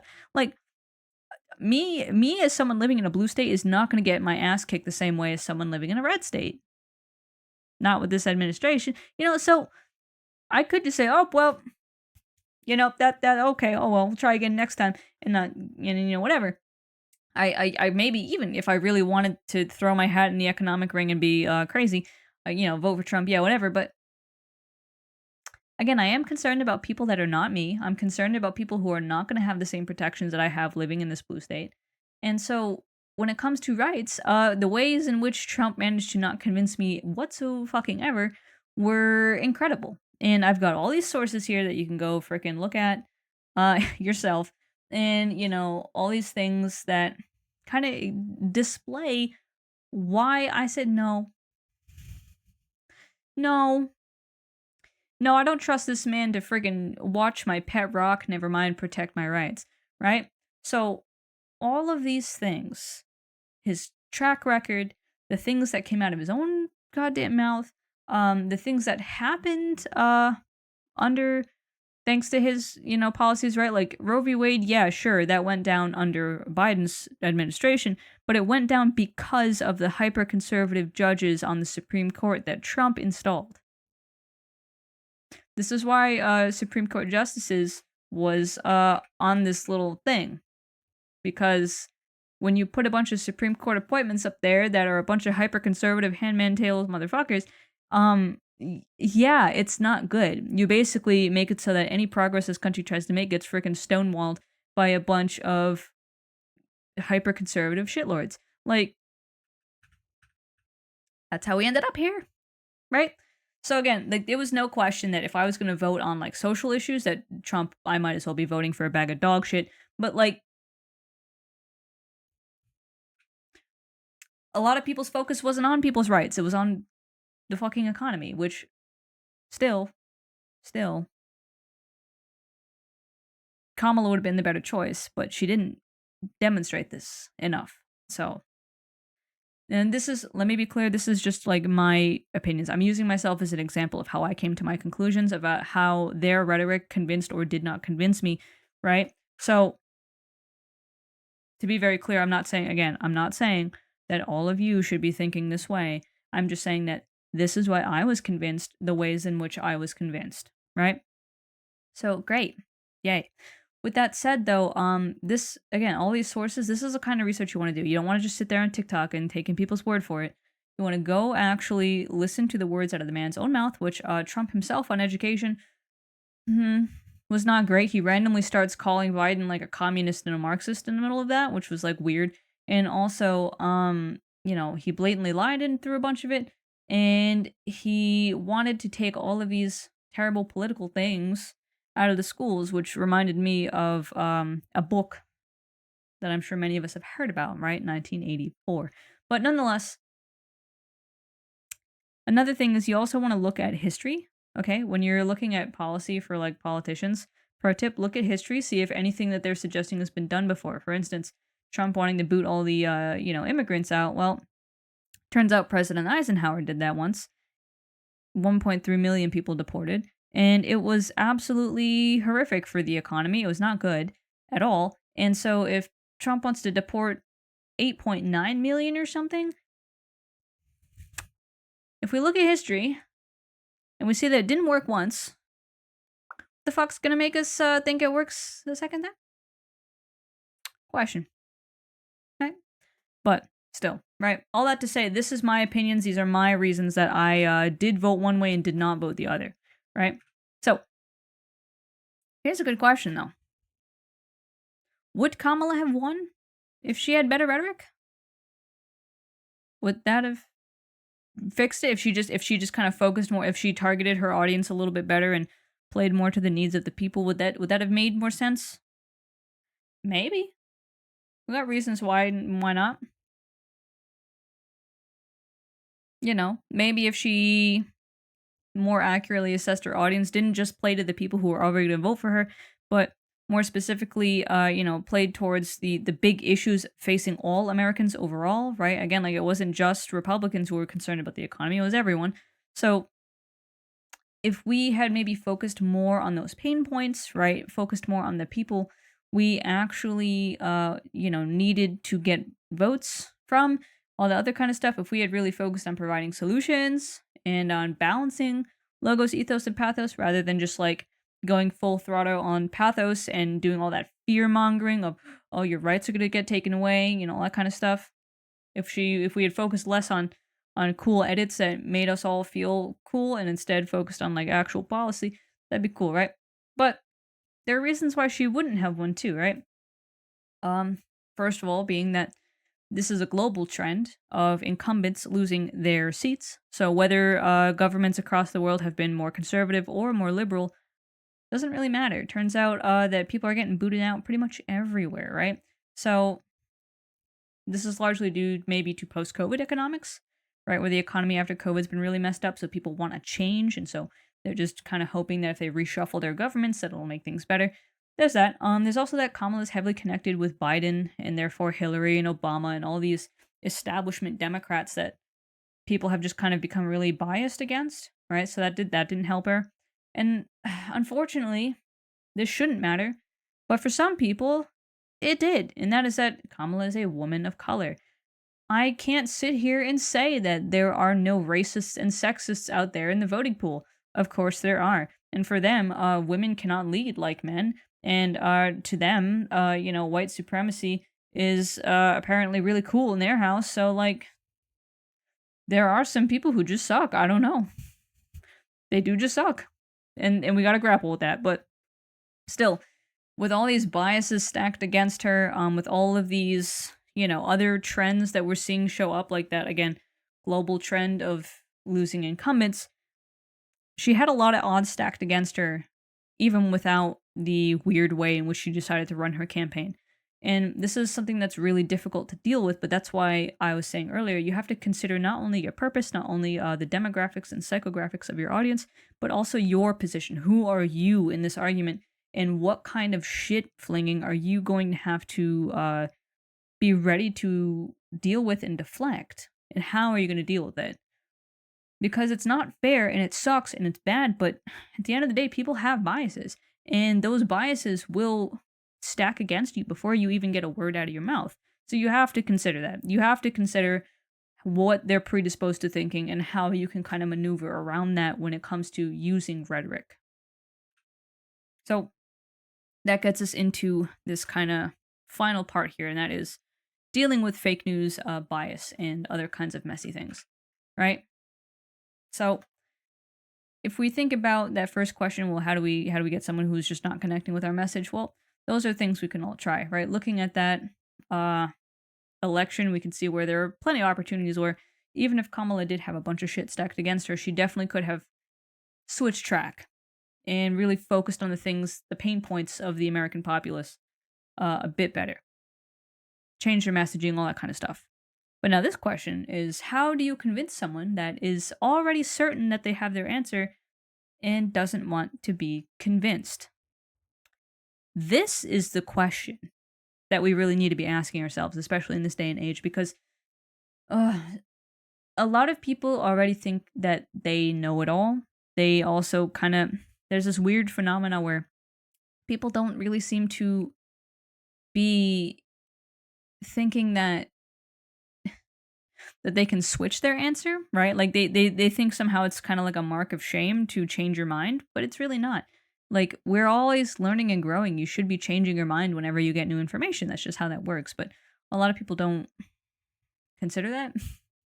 So it's a little rough. But basically, there are some people that no matter what you say, no matter what you do, just don't seem to like understand. If you've ever seen Pirates of the Caribbean, there's a scene where Jack Sparrow and Elizabeth Swann are like abandoned on some island. And so, Jack falls asleep. He wakes up to a big smoke signal that Elizabeth is making. And he runs over and sees that the rum is all gone because she's been throwing it in the fire to make the fire bigger. And so he goes, "Why is the rum gone?" And she gives him like a really detailed, in-depth explanation as to why the rum's gone. And he clearly didn't hear a word of it. And he just goes, "But why is the rum gone?" I bring that up because it's kind of like an inside joke in my family where we have like a "why is the rum gone" moment, which means that like someone told you exactly why and you just kind of refuse to understand or listen. And so you just sit there staying sad and goofy instead of actually paying attention. That's what happens. A lot of people have a "why is the rum gone" moment where it doesn't really matter what you say. They just kind of don't, like, they just don't get it somehow. And it's kind of like, how did we get here, right? So write your answer to this down. Think about it for a second. I'll tell you a little bit about how you can really kind of break down people's defenses, right? So now, problem one, I mean, I'm sure you all knew I was going to go here, but the problem one is definitely an issue of education, right? Not necessarily intelligence, education. Because as I was saying before, not everyone knows how to evaluate a source. Not everyone knows what counts as good research or can properly create opinions out of all the different information that exists out in the world, right? Like these are hard skills. They're not easy things to do. They're not things we're born knowing how to do, right? So, real life conversation I had on the old Tiggums, and that is this fella here was trying to tell me that intelligence and all that has no bearing on how one votes, which I thought was crazy because I was, as you could see, I was saying, you don't think intelligence has something to do with how people make decisions? You don't think that like intelligence dictates what people might say is a good idea or a bad idea? And he goes, no, because it's based on what you believe in, which begs the question, okay, how do you think people come to believe in one thing or over another? And him and a couple other people pointed out that, the other people in your life, when they think one way or the other, they have a big influence on what you believe. And you know what? I can't disagree with that. Yeah, right? Like what our people around us believe, we kind of tend to come to believe too, especially if we're taught that that's right. I mean, there are a lot of freaking fundamentalist Christians out there who were taught that the world's only 6,000 years old and they genuinely fucking believe it somehow, but when you're told that it's right your whole life and you don't really have a reason to question it because everyone else is saying it, yeah, okay, sure. But I would argue still that when it comes to believing in anything, it is, in my opinion, a measure of intelligence to be able to inspect your beliefs, pick them up, turn them over, put them back down, and see if you still hold on to them, right? That said, intelligence is pretty fickle, right? When we talk about intelligence, it's so easy to write people off as just being stupid or whatever. But no, rarely are you going to find that people are actually stupid.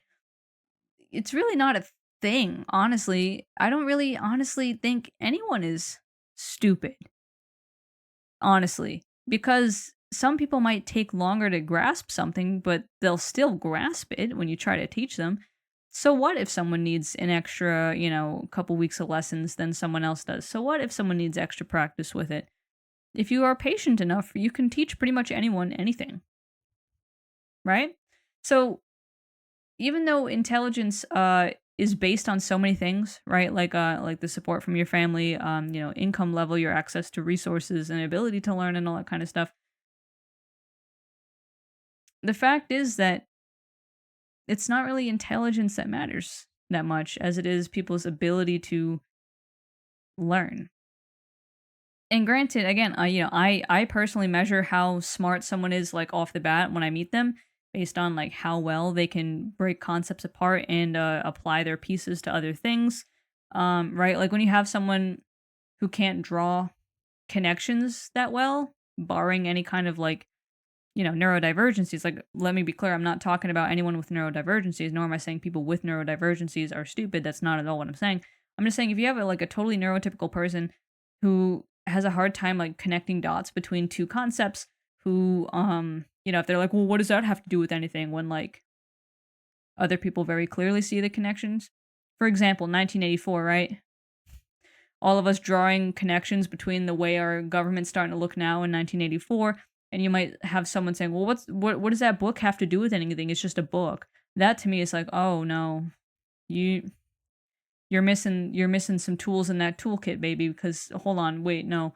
Right? Like, but again, you can increase intelligence. Intelligence can change. You just have to be taught, right? So that person who can't see that connection just needs to be taught. There's also, right, a difference between critical thinking and intelligence.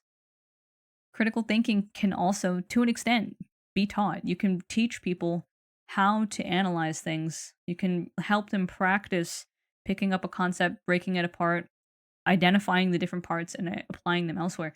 So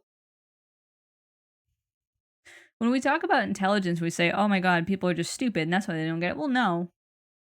Chances are they just need things explained to them a different way. Chances are they just need, like, help. Chances are they just need a chance to understand something. Because intelligence, critical thinking, education, these are not things that you just kind of held static throughout your whole life, right? You grow, you get more intelligent with more experience, with more education, with all these other kinds of things, right? Like, it's not really fair to immediately be like, well, someone's just dumb. Because it's like, well, no, I just think that maybe they need some help figuring out how to, make the leap from choices to results, which a lot of people don't seem to have. And that's why we're kind of witnessing a lot of FAFO moments now post election. But this comment, though, is what really got me.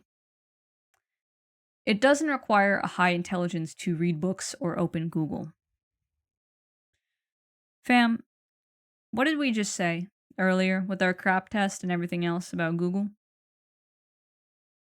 No, no, no, no, no, no, no. It, in fact, might not take like a high IQ or something to open Google, but it does take a certain amount of skills to use Google effectively. And one of those skills is research skills. One of those skills is the ability to evaluate a source. I use Google all the time. But I don't click on the first fucking link I see because I'm looking for a link that actually fits the crap test. Moreover, it doesn't require high intelligence to read books. I mean, actually, there are a bunch of really interesting video essays about how even the most intelligent folks these days, even the most high-scoring people in schools, they can't sit through full books anymore. There's something going on where people just don't have the ability to... And you know what? God damn it. I can't even sit here and talk shit because I got like a bookmark in fucking 5 books right now. There are so many books that I want to finish that I just haven't gotten the time to get through. Time constraints and everything else, but also just I get 3 pages into a book and then I fall asleep because I'm exhausted. There are so many reasons that people can't get through books anymore, but there's also so many reasons that people can't get through books at all, and it's actually because, according to APM Research Lab, over 1 in 5 Americans are functionally illiterate, which is crazy. That's over 20% of the adult population that is functionally illiterate. And now, functionally illiterate, right, according to UNESCO here, cannot engage in all those activities in which literacy is required for effective functioning of his group and community, and also for enabling him to continue to use reading, writing, and calculation for his own and the community's development. That's a lot of words. To boil that down, it basically means that people who are functionally illiterate, they can technically read. Like, they can read the words like and reply, and they can read these, words on the screen here, but they'll have a really hard time extrapolating deeper meaning from the text, right? Like, any kind of subtext, any kind of hidden meaning behind it. They won't have the ability to deeply analyze and pull out maybe Easter eggs or like little turns of phrases that are really clever. They won't be able to see, the author's intent behind the words as easily, right? Like when we talk about purpose and bias, they won't be able to detect bias as easily. They won't be able to get through more challenging words like psychology, right? Like these kinds of words, those will kind of give them a bit of trouble. Like that's what this means. So, to put it in perspective, I am functionally illiterate in Slovenian, for example. Whereas in English, my native language, I can read this all day long. I can pick the frickin' deeper meaning out of a piece of lint. In Slovenian, I knew exactly what this was talking about when I thought about my ability to read Slovenian, because in Slovenian I can read like news articles, in like those really goofy tabloid magazines that are written really simply and don't have a lot going on except like the direct words on the paper. Yeah, I can understand that. I can deal with that kind of simple, straightforward writing that just to the point, and there's no anything to pick apart behind it. But you asked me to read it, even a children's book that I've been trying to work through for a while. You asked me especially to read an adult book. Oh my god, I have a book in Slovenian that I have read the first 3 pages of over and over and over again. And it was such a struggle because of all the more complex sentences and everything like that, right? So we have to think about that. This, again, the statistic needs context. How many of these 1 in 5 Americans, how many of them are immigrants whose, second language, third language is English? My mom's an immigrant. English is her third language. I remember being a kid and wondering why she was struggling with reading certain things that I could very easily understand. It's because it's her third language. And as Slovenian being my third language, yeah, I get it. It's fucking hard, right? So, functional illiteracy doesn't necessarily, again, mean intelligence. So, in a way, I guess Drew was right the entire time. It really doesn't require high intelligence to do much of anything. What it does require is certain skills that we haven't been taught in a long time, especially in American school systems, and that people who are coming from different language backgrounds and things like that may have a really, really hard time with. So, a lot of people may not realize that their sources are bunk or that the stuff they're saying doesn't make sense because they're doing their best to make sense of something that they don't really have many of the skills to make sense of because we haven't been teaching these damn skills because our freaking school systems and everything else is a disaster. You know? So, again, with literacy, right? This shit, as an English person, as a writing person, this maybe the curtains are blue because the author just liked the color blue. Yeah, it's true. That did set critical thinking skills back by a mile because it's like when you start thinking like that and you become not only just unable but refusing to pull out any kind of deeper meaning or consider that something might have deeper meaning, you lose literacy skill. You lose these skills, and it just becomes difficult, more and more difficult to make connections, to understand subtext, to evaluate what it is that you're dealing with, right? And so, when we have these issues, if people are humble enough, if people are willing to understand and accept that they don't know everything, it's going to be easy to gently explain to them, right? If someone's not agreeing with you no matter what, and you analyze your conversation and realize that, oh, they just are, maybe working from a shit source or they don't understand actually the thing that they're reading. It makes it easier to kind of walk over to their side and point it out to them and say, oh wait, no, hey, look, I think this might be where the confusion is, right? The only time this doesn't work is if someone is a victim of Dunning-Kruger. And what Dunning-Kruger is this funny little thing that happens where the confidence people have in a skill or something that they've learned, it actually spikes, like it shoots up when they just learn about something. And then the more they learn about it, the more their confidence like just kind of plummets. So think about it this way. You may have met someone once or twice in your life who like didn't know anything about a subject, but then like they learned about it for maybe an hour and then suddenly they acted like they were God's gift to that subject, that they knew everything about that subject and that everyone else was just like an ignorant fool because they knew so much. That's Dunning-Kruger. And as a Christian witch, I run into it a lot. I run into a lot of Christians with very like bare bones entry level fucking understanding of the Bible trying to talk down to me who's studied the fuck out of these things and tell me what's what when they continue to make basic elementary mistakes in biblical literacy. That's an example, right? People who know so little but think they know a lot, that's Dunning-Kruger. So those people are going to be a little bit harder to deal with, but they can still be dealt with, right? They can still be explained to, they can still be talked to. You just got to be really patient. But anyway, so, right, as I was saying, people have different reasons for having low levels of literacy. One of those reasons is print deserts. We take for granted how much signage we have sometimes. Like around me, there's signs and all kinds of stuff all over the place. There's plenty of stuff to just read out there in the wild. And every time you do that, you're practicing your literacy skills. Every time you just read something like a frickin' sign or a menu, you're practicing your literacy skills. It's very, very good. Not a lot of people have access to print material, signage, or just casual reading opportunities in everyday life, you know? If you live in the middle of nowhere, well, you're not reading a fence post, right? So, again, there's also non-native speaking, as I said, fully literate in English, but functionally illiterate in Slovenian. Doesn't mean I'm stupid. I'm not dumb. I assure you I am not dumb or uneducated. I'm just very not on the same level of literacy in my third language, right? Like, that's fair. If someone speaks more than one language, you can guarantee that they're probably pretty fucking smart. Doesn't matter where they're from, right? There's also poverty. That's another obvious one. If you don't, again, if you don't have a lot of money, if you don't have access to good quality education or resources or materials, it's going to impact your literacy level. And then, of course, obviously, things like dyslexia would make reading difficult. That doesn't mean you're stupid. It just means you have one extra hurdle that sucks to have to deal with. But again, none of these things mean that someone is stupid. What it does mean is that you're going to have to tailor the arguments that you are making. So if you're sitting here throwing out your logos, ethos, and pathos, but you're throwing out these like 10-cent words that like the other person clearly isn't grasping. Again, doesn't matter how flawless your argument is, doesn't matter how rock solid your facts are.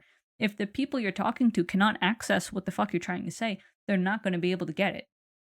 And they're not going to agree with you no matter what, because they won't have the tools needed to grasp what it is that you're trying to say. Like, that's all there is to it. Sometimes it's not what you say, it's the way in which you explain it and the way in which you say it that changes everything. So that's something you have to consider, is someone disagreeing with you because you're wrong, or is it because you just need to adapt to, where they are and change the way you're saying something so that it's easier to understand. So if we think about this, right, when we say, okay, well, how do we address this issue then? Well, one of those things is what I was just saying, right? You adapt your message, but another way is to make the abstract less so, right? With climate change and everything else, like, again, those are abstract issues. Those aren't things that are like really affecting us. I mean, they are affecting us, obviously, but they aren't something that is as easy to understand as like someone with, I don't know, a knife to your throat, right? Like there are different levels of danger and different levels of immediacy.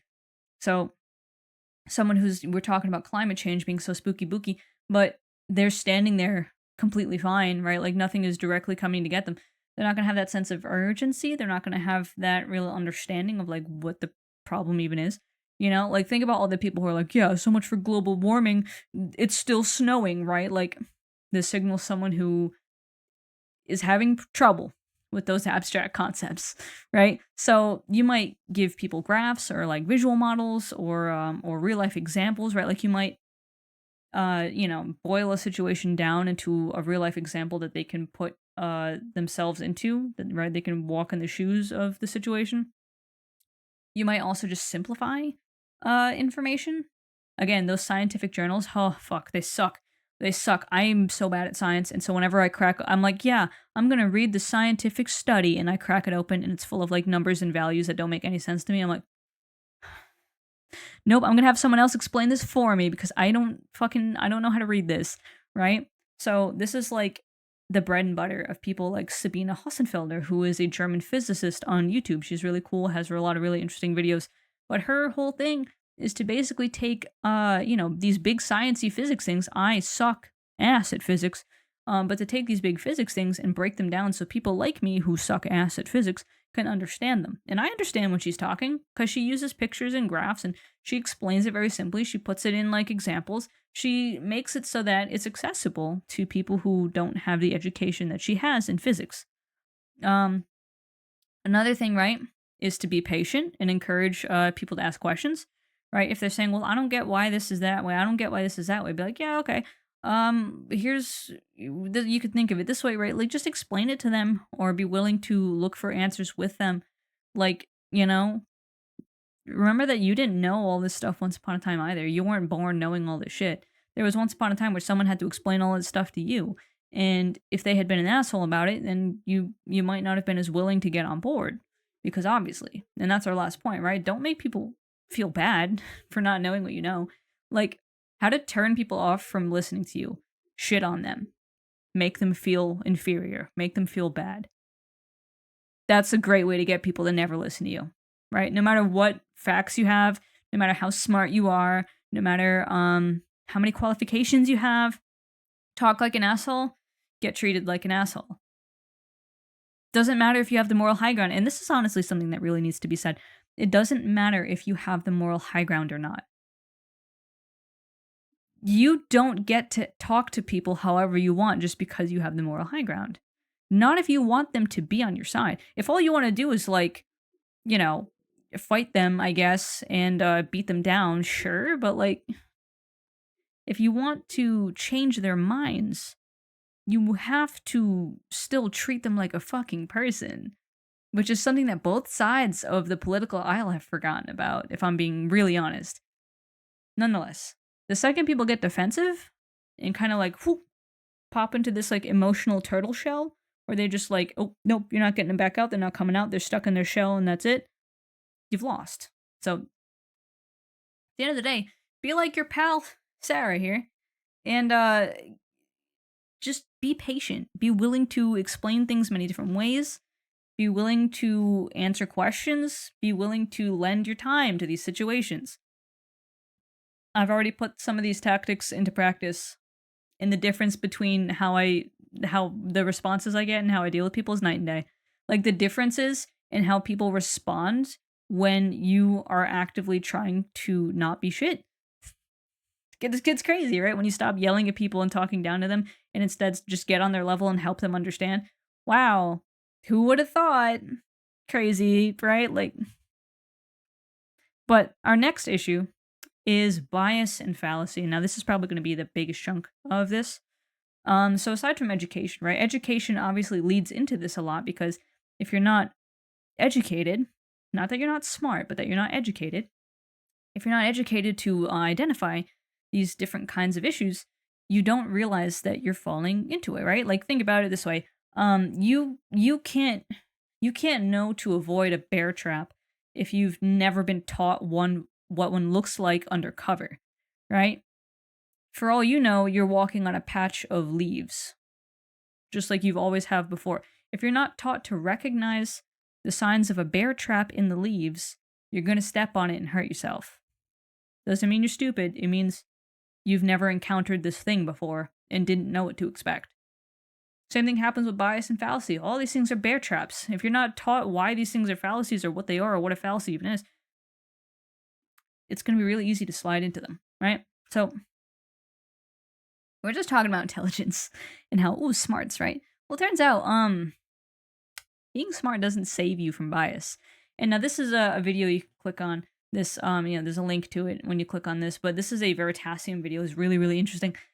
And basically the whole video, as we could see in this graph down here, they kind of did this like fake experiment with skin cream, to test numeracy skills first. So if we look at like that top part where it says Rash improved 2020, 223. So the premise of the experiment, again, you can go watch it yourself. I kind of have it linked to a part of the video where it talks more about this, but the fake study at first was about skin cream. And so they were walking around saying, hey, yeah, here's a study on skin cream. So they had a sample group, right, of so-and-so people, some who did use the cream, some who didn't use the cream. This is what studies usually do, right? You're testing a new product. You want to test a control group. So in this fake study, they said, yeah, for the people who did use the cream, 223 people improved, where 75 people got worse. Whereas people who didn't use the cream, 107 people improved, whereas 21 people got worse, right? And so the trick here is that people, with lower numeracy skills, they'd want to say that, oh, well, bigger number improve mean better cream, right? Like 223 is objectively bigger than 107. But people with higher numeracy skills, they would see the ratio between them, right? They would see that actually only 25% of people got worse without cream versus the 33% of people that got worse with cream. And they'd say, no, actually, I think the cream made it worse. Because 33% of people who used it got worse versus the 25% of people who didn't use anything at all. Right? So, and that would be the correct answer. That's those numeracy skills. That's like what we're talking about, I guess, for this study when we're talking about intelligence. But the real thing that this person was measuring was not skin cream. Again, the skin cream was a fake experiment just to test people's ability to, analyze numbers like that. The real thing that happened was that they were testing people's bias. And so they then did the same exact question with the same exact numbers and everything, just when it came to gun control. And this was really interesting because they flipped the numbers around too. So, 223 Roush improved. they flipped that with rash worsened, and they did that with gun control too, right? So turns out we all know that like conservatives lean more against gun control.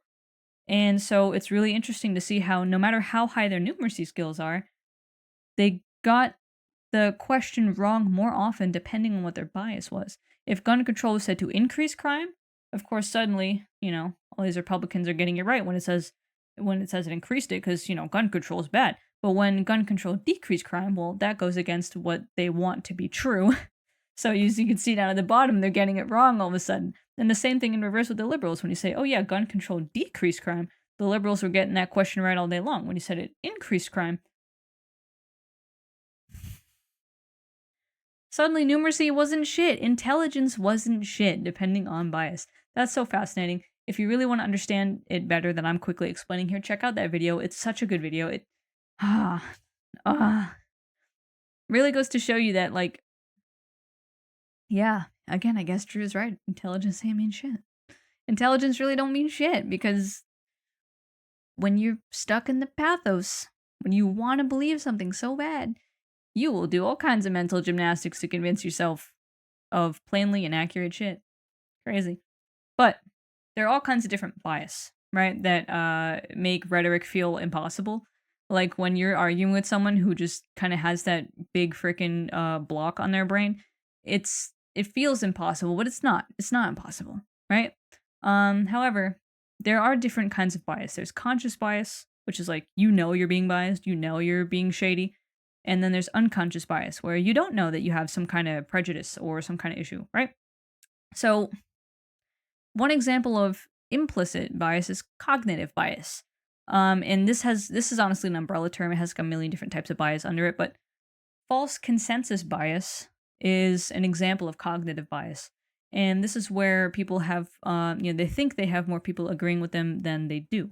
Now, when it comes to the 2024 election, if you were on a certain side of the algorithm that was only ever showing you content you agreed with, it was going to feel very much like everyone was on your side, right? If you were only seeing like content of Kamala being awesome, it was gonna make it seem like everyone knew to vote for Kamala, that it was common sense, that like, of course Trump's not gonna win, because like, why would he? Because look how great Kamala is. Like, look at all these people agreeing that she's really good, right? That's false consensus bias. And things like social media algorithms are awesome at exacerbating it, right? At making it worse, because you don't see the opposition. And in fact, even when you do see the odd like pro Trump post or whatever, then you go and hit not interested, and now you see even less of them. You create your own bubble and your own echo chamber that really gives you a false sense of reality and doesn't let you see the clear political map, right? So that's an example of an implicit, unknown, unconscious bias. But again, there's also statistical and contextual bias. That's an explicit kind of thing, where people are purposely warping stats or even hiding context to, change your perception of a situation. They're hiding relevant pieces of information from you in order to make you think one way over the other if you had that information. So people do shady shit on purpose, but there's also a lot of ways in which we trick ourselves all day long without even realizing it. And here's the thing. When we start to challenge our bias, when we start to challenge our beliefs and the things that we hold as true, that can actually be painful. When we have that kind of feeling of discomfort and that mismatch of action to values, that causes actually the brain to light up in a way that signals pain, like physical pain. And that's because it is so uncomfortable to be wrong. We don't like to be wrong or be told that we're wrong. And so you have a couple options, as you can see on this map. Your options are either to change your belief, right? Like if you have an inconsistency between belief and action, your options are to change your belief, change your action, or change your action perception. And so to put it into an example, say you're someone who is really health conscious, but you also smoke. You smoke cigarettes, but you're really into health. You work out, you eat clean, all that kind of stuff, but you smoke. And it's been a habit for a long time, been a habit since even before you got in your health kick. And it's just, you've always done it. So your options, right, as you feel this cognitive dissonance, as you're smoking the cigarette and saying, but I'm a healthy person, but I'm a healthy person. What you can do is you can, again, change your belief. You can say, oh, well, maybe the studies about smoking are wrong and actually smoking isn't bad for you at all, right? You can change, you can have that belief, and now suddenly there is no inconsistency because you're like, no, smoking is healthy, right? You could do that. You could also change your action, right? You could stop smoking, and therefore there's no more dissonance because now your actions and your beliefs match. You are not doing something that harms your health because you are a healthy person. You could also change the perception of your action. You could say, well, okay, yeah, maybe cigarettes aren't great, but if I only have one every now and then, like it shouldn't do that much. It should be fine. You can downplay it, right? You can be like, oh, but nah, I mean, it's probably not that big of a deal if I just do it sparingly, right? All of these things, whether they're right or wrong, will get your dissonance back down, will help you stop feeling that discomfort. And there are many ways in which people mitigate discomfort by just straight up fucking lying to themselves, and that's what a lot of these logical fallacies are. So, if we look at them, right? If we look at them, we have these really common logical fallacies, right? These aren't all of them, not by a mile, but they are the ones that you're probably going to see the most. And so, one thing is the straw man. Now, straw man is the one that's going to come up a lot because a lot of people don't actually address their opponent's claims when they're dealing with a debate or with an argument. When it comes to rhetoric, right, you want to actually address what your opponent is saying, not some really hyper dramatized version of shit that no one ever said. Okay? So, again, it's a straw man because it's a man made of straw. It's like a scarecrow. You can absolutely win in a debate with a scarecrow because it's not going to talk back. You can absolutely beat up a scarecrow because it's not going to fight back. And so when you think of a straw man, think of that. Think of the scarecrow propped up with super dramatic stuff that like literally no one is saying. Like for an example, if we have like the right is saying like, "Oh my god, they're teaching your kids how to be trans in schools. They're teaching your kids how to they're teaching children how to, do all this kind of explicit stuff in schools because they're just explaining what a trans person or what a gay person is." No, that's a straw man. No one's saying that. No one's doing that. No one is arguing that we should be teaching an 8-year-old about how to do anything, explicit. They're just saying that, like, hey, gay people exist, and we should probably, let the kids know that it's not weird to see two dudes holding hands. Right? But that's not as hard of an argument to fight back about as whatever bullshit that people often say that gay people are doing, which is just insane to me. But but again, that's a straw man. Likewise, bandwagon. This one is one that a lot of people are kind of accused of, right? They're accused of getting onto certain social justice topics just because it's cool all of a sudden. But also, more specifically, it's believing stuff is true because other people believes that it's true. So the amount of times I've seen people will be like, yeah, I joined Christianity because everyone else believed it, so like it must have had truth to it if so many other people believed it. No. That's not a measure of how true something is. It like even as a Christian, I'll say like, no, that's a bad reason for joining Christianity. That's jumping on the bandwagon, right? Likewise, you've got your ad hominem, which you can see right here is a good example. Rather than actually dealing with someone's argument or position, you're just attacking them, calling them names, that kind of stuff, right? The reason you don't understand this proposal is because you're stupid. Well, no. The proposal is probably poorly written, right? You don't actually care about the diversity initiative, you just want to generate press. This is just an attack on someone's character, right? Like, this doesn't... What the hell? If someone's saying, I care about this initiative, then just being, like, cynical and shitty about it isn't gonna... That's not an argument. That's not a counterpoint. Nope. There's also no true Scotsman. Christians do this shit all the fucking time. Oh my god. No true Scotsman also feels like not all men, right? Not all men do that. No, real men don't do that, right? Like, real men wouldn't act this way. Those are boys. Those are boys treating women badly. Real men... No. No. They are whole-ass, grown-ass men that are doing bad things, right? So, no true Scotsman is literally just claiming real members of a group would never do or say or whatever, have a certain belief about whatever. Real Christians would never be mean to gay people. Well, no, there are plenty of people who consider themselves real Christians who are very mean to gay people, right? Like, it doesn't help. All it does is, like, distract from the argument and put one side's ego over the real consequences of this behavior, right? There's also false dichotomy, which is assuming that there's only two extreme options, right? Like, either we vote for Kamala or the country falls into anarchy and chaos. Like, what? Or fascism, rather, not anarchy. But you know what I mean? Like, you either vote for Kamala or you vote for fascism. Like, it's like, whoa, no. That's a false dichotomy.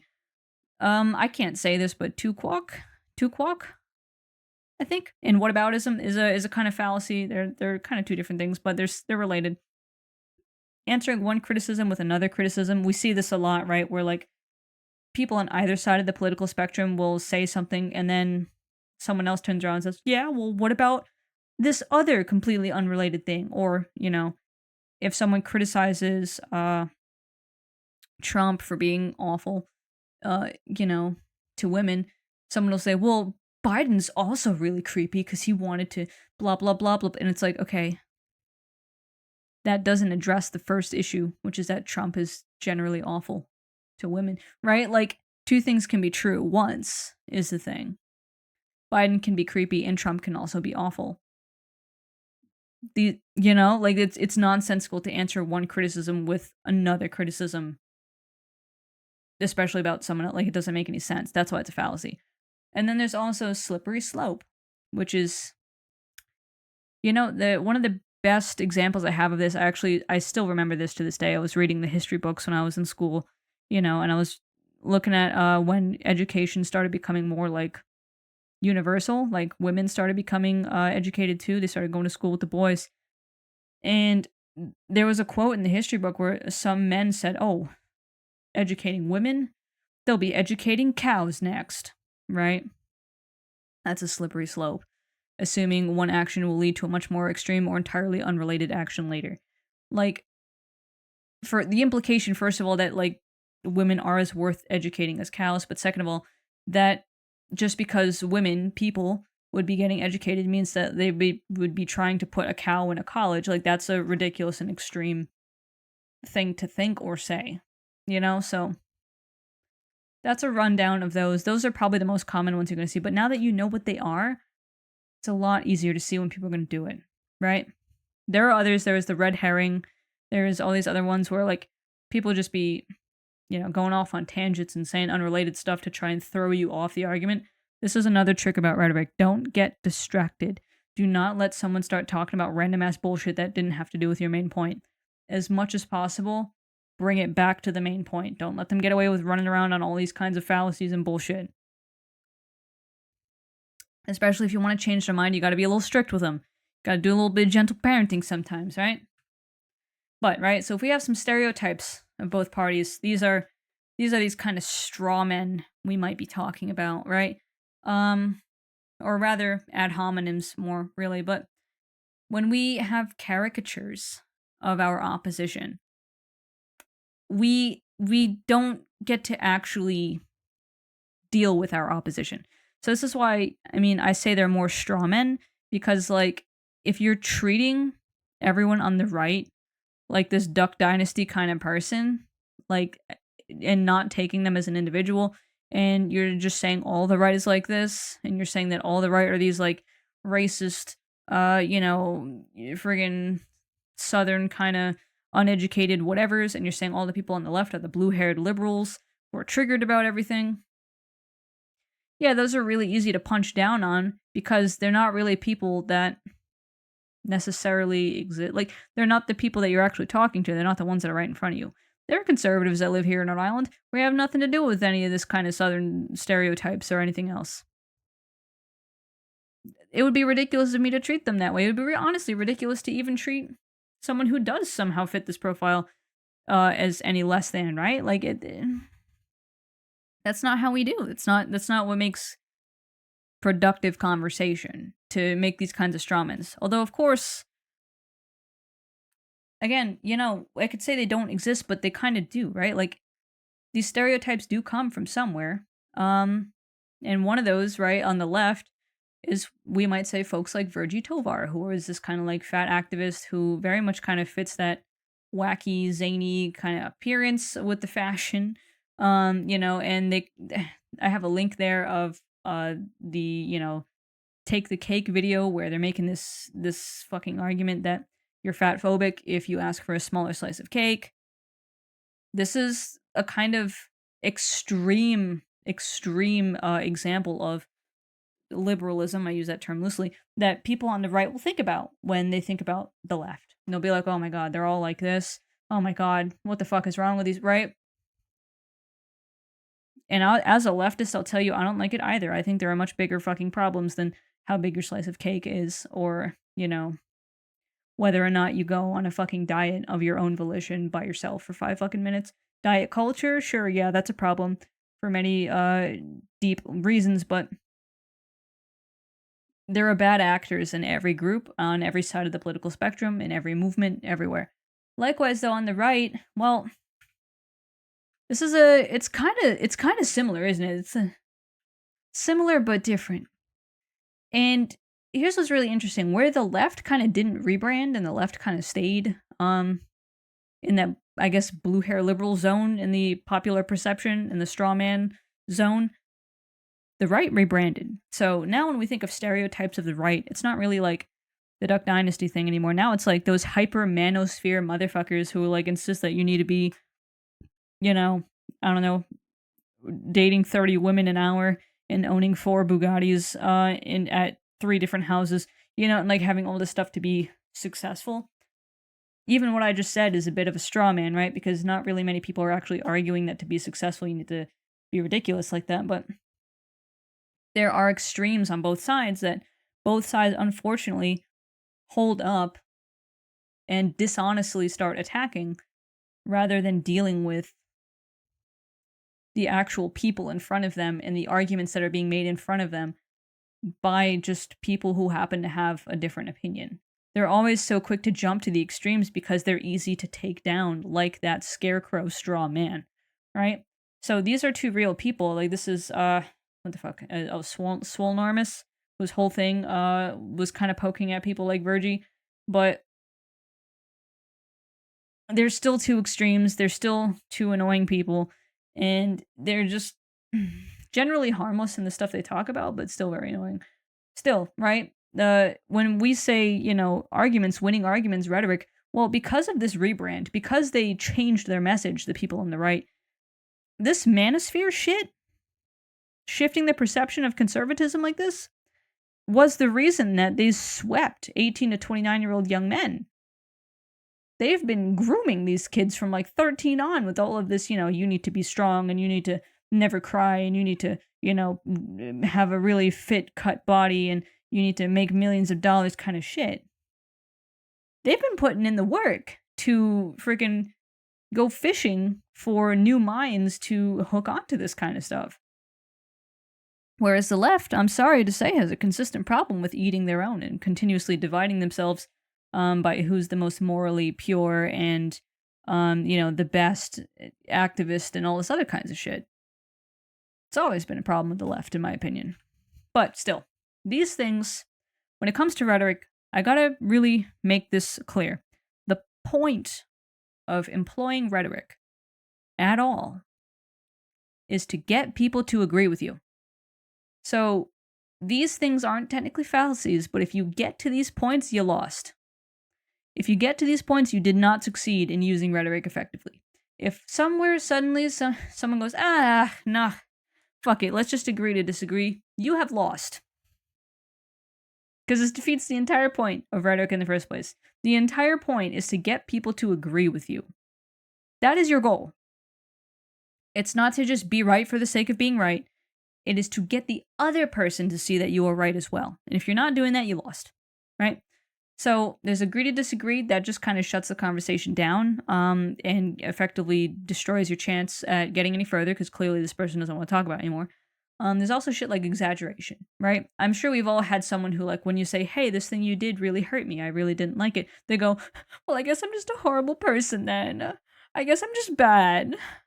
What do you, I guess I just do everything wrong.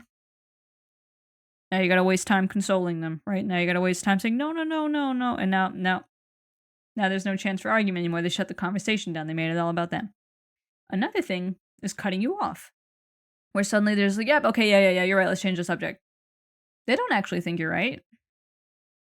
They don't care. They just want you to shut the fuck up, right? So that's another conversation shutdown you don't want to get to. And then there's stonewalling, which is most common in text, right? Because you can just walk away from your phone. But when the other person just refuses to engage with you anymore, you lost, right? Like that's it. That's it. You pushed too hard and broke something somewhere. And so the ways to deal with this is to really, with bias and fallacy and shutdown, is to keep your thumb on the emotional pulse of the conversation.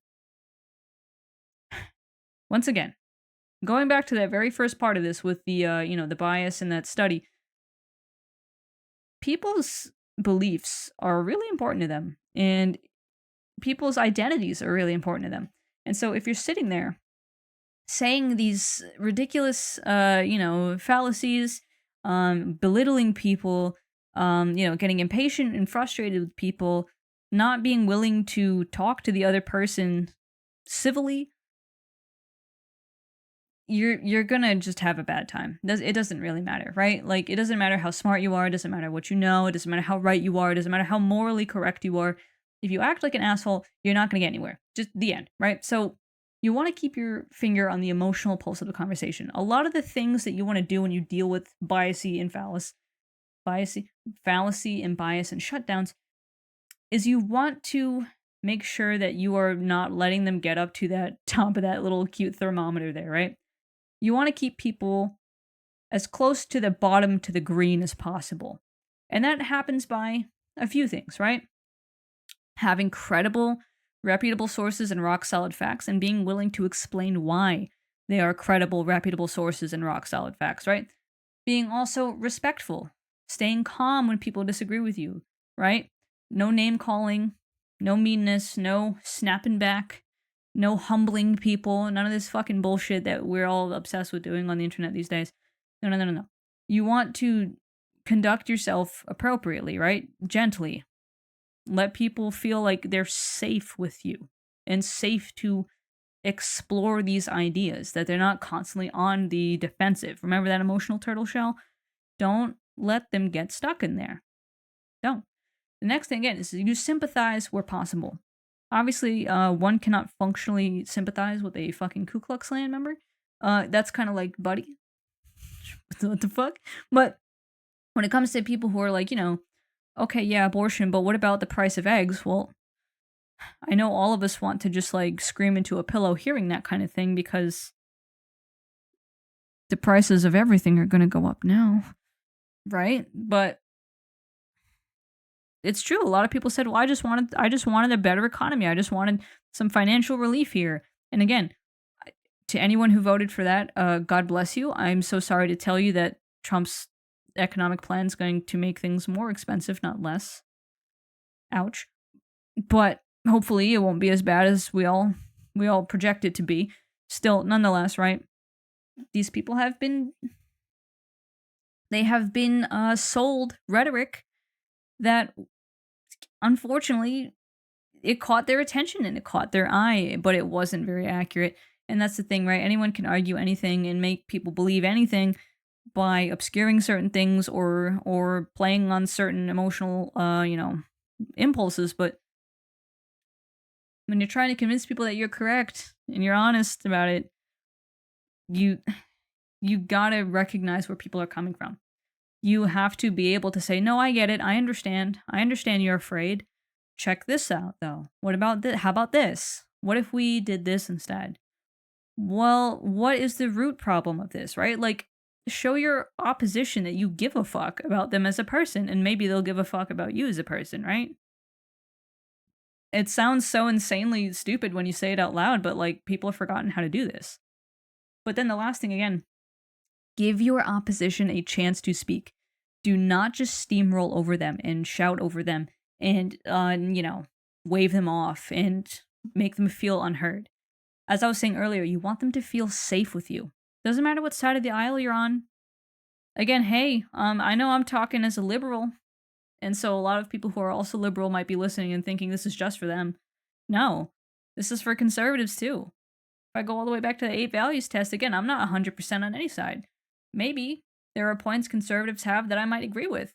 If they can show me the facts and the reputable sources and the reasons why I should follow their ideas, right? I'm not someone who's going to reject something that's true just because it's coming from a different side of the aisle. If what they're saying is true and what they're saying is sensible and it's backed up by experts, okay, sure. But you got to show me that first. You got to put in that work. A lot of people don't, right? So, and this is where the last thing we got to talk about is fear. Remember what I was saying earlier, that pathos is so useful but so dangerous. Yeah. Oh my god.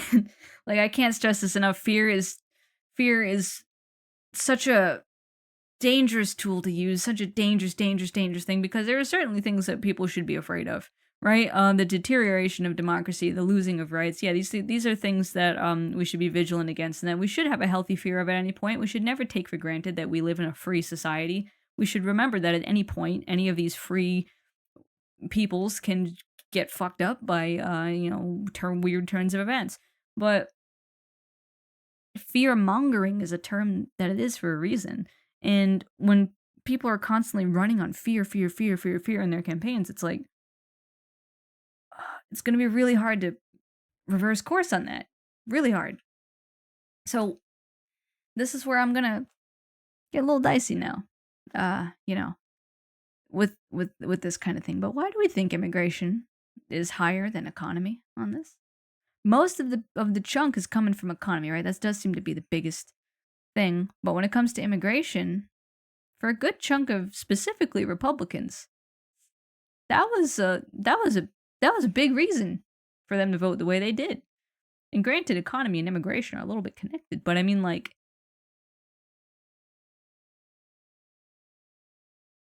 immigration being higher than economy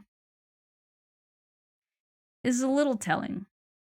Again, granted, for considering the disparity between 32 and 11 there, it's telling. And if you guessed because of scapegoating, you might be correct. And so here's a fun fact. The term scapegoat actually does come from the Bible. There was this practice way back in the day when Israelites were kind of doing their thing that is outlined in Exodus. I mean, not Exodus, I'm sorry, Leviticus. Leviticus 16:7 through 10, where it's describing this practice where, like, after sacrificing a goat to God and whatever, there's another goat that the people all write down all the sins of the community on, and they kind of just tie it to the goat, and then they smack the goat in the butt and send it out into the desert, where it was believed that Azazel lived. Azazel meaning fierce god. And so this might have been, right, the desert demon out there, the sin eater that was just kind of sucking up all these bad things and symbolically taking away these problems and making them disappear. It might have also been a deity or a demon or something. It might have also been a reference to the Azazel of the Book of Enoch. Azazel being the one who taught humans all kinds of cool stuff. Azazel's kind of a Prometheus character in that way, in that, like, he taught humans metalworking, makeup, and magic, right? So there's all that going on, but really it's just that practice in which all of these bad things are being cast onto another object or another person, and that person is then sent away, destroyed, or something to symbolize the destruction of these problems. So that's very interesting. But now we see that people use people as scapegoats quite often, and one place this happened was actually with witchcraft. The institution of witchcraft existed for the peasant folk more than anything else. Especially, like, well, I mean, I guess I shouldn't say more than anything else, but the systems of power that were set up right? The church and everything else, along with, again, peasants.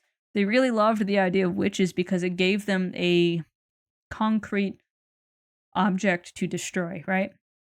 When it came to uncontrollable and unnatural phenomena like misfortune or death and disease or natural disaster or just like, the failure of crops and cattle, these things that couldn't be explained and had no easy answer, well, if you can blame it on one single person or even a couple single people as witches, right? Suddenly you have an identifiable enemy that you can touch, that you can look at, that you can destroy. And so witchcraft served to relieve these kinds of social tensions this way. And in fact, even in Slovenia, right, this is where I was getting all this information from, is this book here. Even in Slovenia, far after witchcraft had been decriminalized and the laws on witchcraft were thrown out, people were still being lynched as witches, like up to the 1700s. One person was lynched after hail came and destroyed a bunch of crops in a rural area. Right? It was just shitty luck, but they said it had to have been a witch, and it was this person right here. Let's kill them, and our problem will go away. So scapegoats are people that, by either throwing them away or pushing them away or destroying them outright, people can kind of try and take control back in an otherwise dicey and scary situation that they have no control over at all. Their control over the situation doesn't change, doing this or not, but it makes them feel like it does, and that goes a long way in assuaging that fear, right? So think about another place in the past 100 years where this has happened. And think about how that went. If you need a hint, I'm thinking about Mustache Man in Germany, who looked at a certain population of people in Germany and said, oh, it's your fault that Germany's economy is so bad. What if we just put you all in these special places and you were never seen again, right? So, like, scapegoating is a direct response to fear because fear is a bad emotion to hold on to. Just like people don't like cognitive dissonance, they don't like to be afraid. They want to destroy whatever it is that's making them afraid, and when they can't, they get anxious, they get edgy, they get sick, right? It's not good. They get stressed. So people want at all points to destroy whatever it is that's making them so upset and stressed. And to which now we come to the point of the immigrant taking on this role of scapegoat. And this isn't the first time this has happened in American history either. It's really baffling to me that so many people are so anti-immigrant when just like 100 years ago, it was their family in the same boat, especially here in the East Coast. So, Italians and Irish people, they used to have a real hard time. There were all those Irish need not apply signs at jobs. There were the Italians being called WOPs, which means without papers, because a lot of Italians just kind of came over without really any immigration papers or doing it the right way, right? So here we all are now, though. And no one seems to be trying to throw Italians out a couple of generations later. How fucking the Italians make up a good portion of the cultural landscape of places like New York City, and Rhode Island, Massachusetts, Connecticut, and stuff like that. In fact, Rhode Island, in terms of immigrants, has the highest number of Portuguese immigrants anywhere else in the country. So that changes the cultural landscape, and honestly, changes it for the better because cultural diversity is good. But a lot of people fearmonger about immigrants right now. They're saying, and they always say, well, it's not just all immigrants, it's just the illegal immigrants. But that's not true, because a lot of the fear that comes around immigration isn't just, oh no, crime or whatever the hell people say, but it's also that cultural displacement. It's about, oh no, these people are bringing in this strange culture that I don't like or know about or whatever, and that makes me feel scared, right? So immigration is an easy economic scapegoat too, and like specifically in economics, because a lot of people also think that immigrants are stealing all the jobs. And so again, when we have all of these abstract issues on the left that people are talking about, like climate change and all this other stuff, suddenly here comes the right, like some extremely not a superhero, but they posit themselves as one when they're saying, no, here's why the economy's bad. It's because of that person right down the road from you. they're here illegally and they're stealing your jobs and that's why you're poor. This is now a scapegoat situation. And I'm smiling and I'm laughing, but it's not funny. I'm not laughing because it's funny. I'm laughing because it's bad. I'm laughing because I'm spooked for these people, right? Because it's not a funny laugh. It's a oh I'm sad laugh. It's an I'm uncomfortable laugh. But right, when we know real facts, like what kind of jobs immigrants are actually taking and how important those jobs are for our access to food, and how Americans historically in the past few decades have not wanted to work those fucking jobs. Uh-oh. Uh-oh. Turns out that again, appealing to the easier rhetoric of here's a person that we can destroy that'll fix your problems. Yeah, while that worked, it's not good that it worked because that's not actually a solution. And it never was, right? Never was. We already talked about Eisenhower. He tried the same thing and it was actually really bad for the economy. Yes. Peterson Institute for International Economics also says no. This actually is not a good idea to handle the economy or immigration this way, right? But think about it, right? Is it easier to make the economy better, whatever the fuck this means, or is it easier to blame one person or one group of people and then just get rid of them and then say, "Yep, all in a day's work," right? One is obviously much easier than the other, but the ramifications of that are very, very bad. But people don't think of that. So when we get to this point of fear, when people are afraid, when they're clearly angry because they are operating out of that fear, it is our job as rhetoricians, as people who are making this argument, to dispel misinfo, provide good info in place, and redirect the rage. Because that's the thing. The problem's still there. They're still going to be afraid. They're still going to have rage. They need to redirect it. So think about pain points again. Think about what the root cause of their fear is. And then help them find a real action they can take. Because that's the thing, right? Pathos, it forces us to act.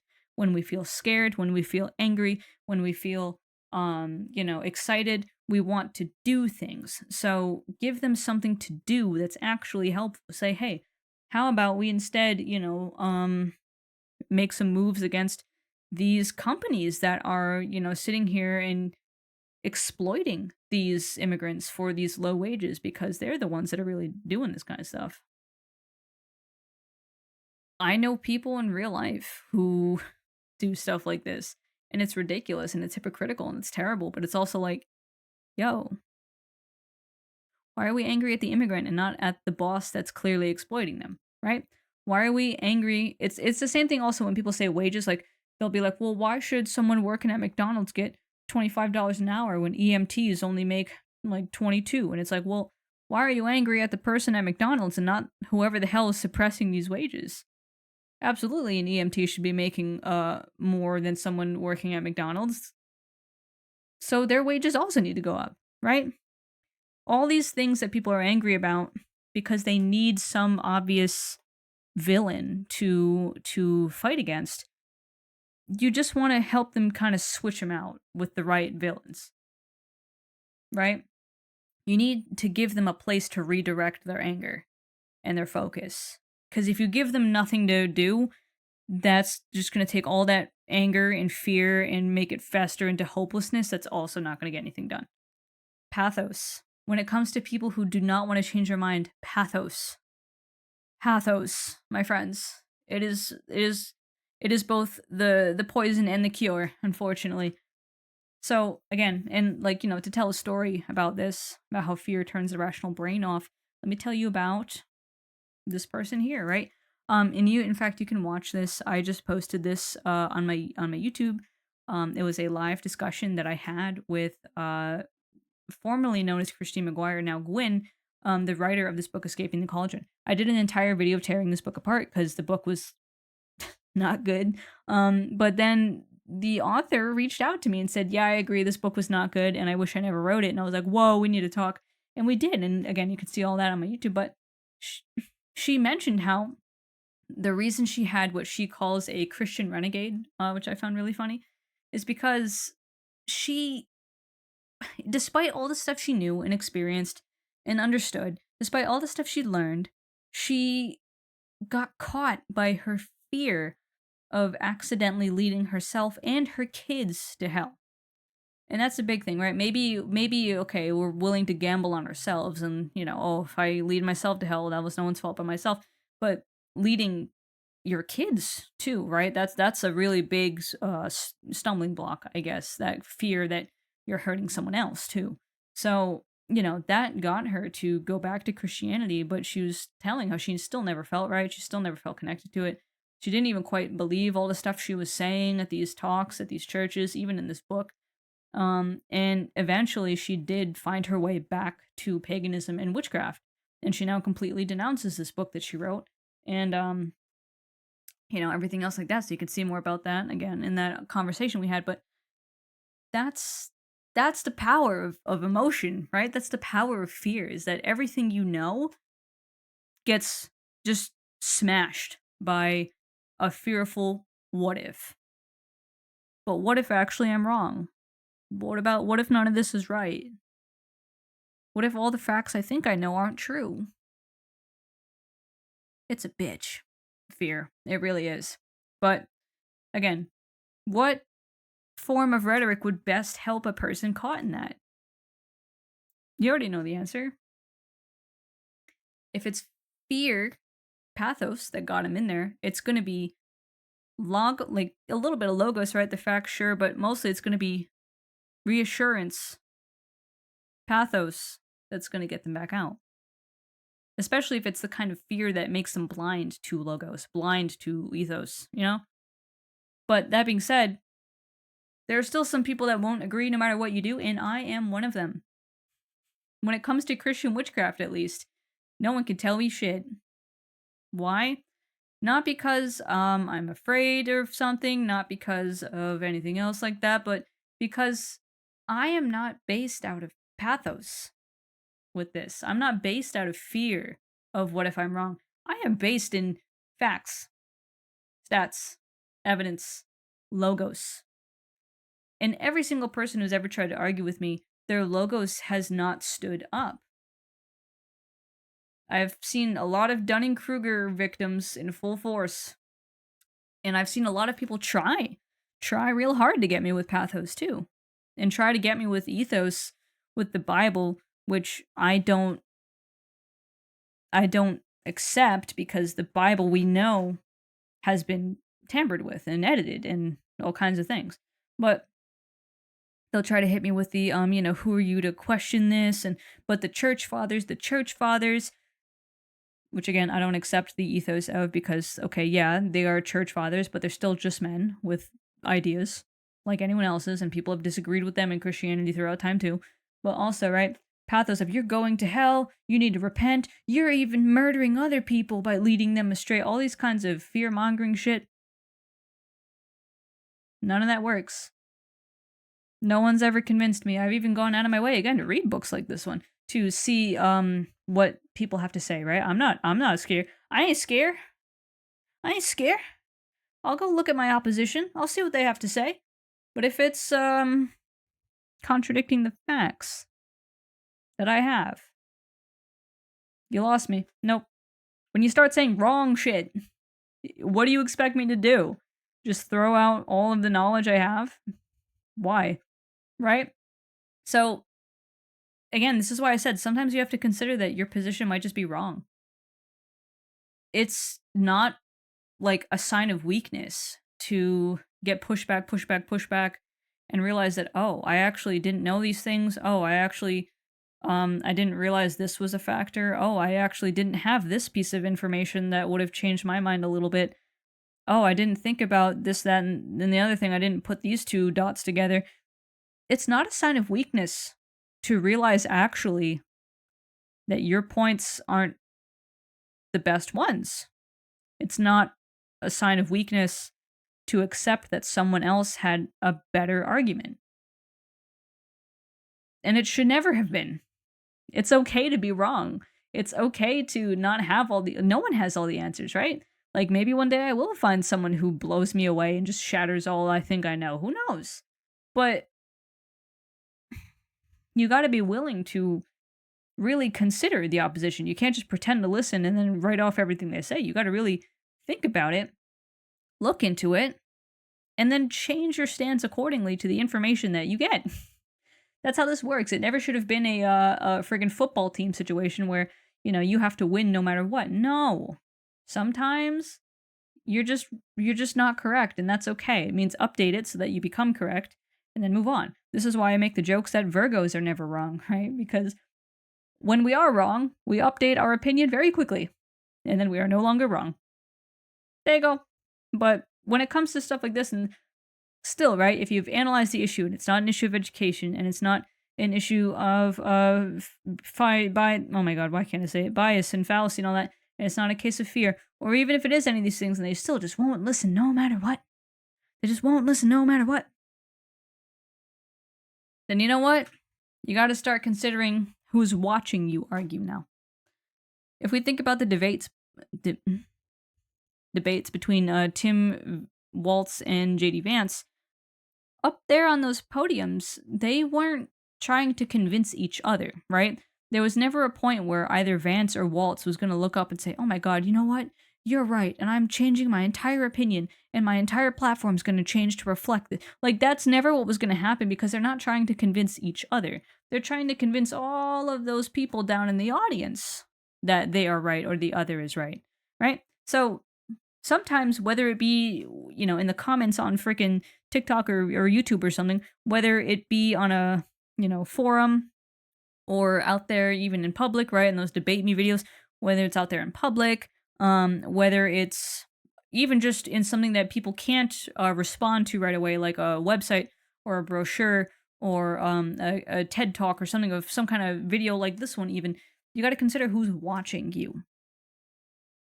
And what will they think of how you're conducting yourself, right? Remember, ethos is not just, credentials and stuff. It's also how you carry yourself and how you talk, and how you explain things. If you can't convince the person you're talking to, consider that the person looking in and reading all your comments and looking at the situation may be someone that you can convince, right? You might not get through to the one person you're talking to, but the 14 people behind you listening might very well change their minds after all of this. So if you have really good, facts under your belt, if you can carry yourself eloquently and stay calm and composed and normal, basically, and if you can speak in a way that many people can understand, then yeah, maybe you don't convince the person directly in front of you, but you're still coming out with a net positive when the 3 to 5 people behind you suddenly say, oh shit, you know what? Yeah, okay, I see that. And now their minds are changed. A win is a win, as they say, right?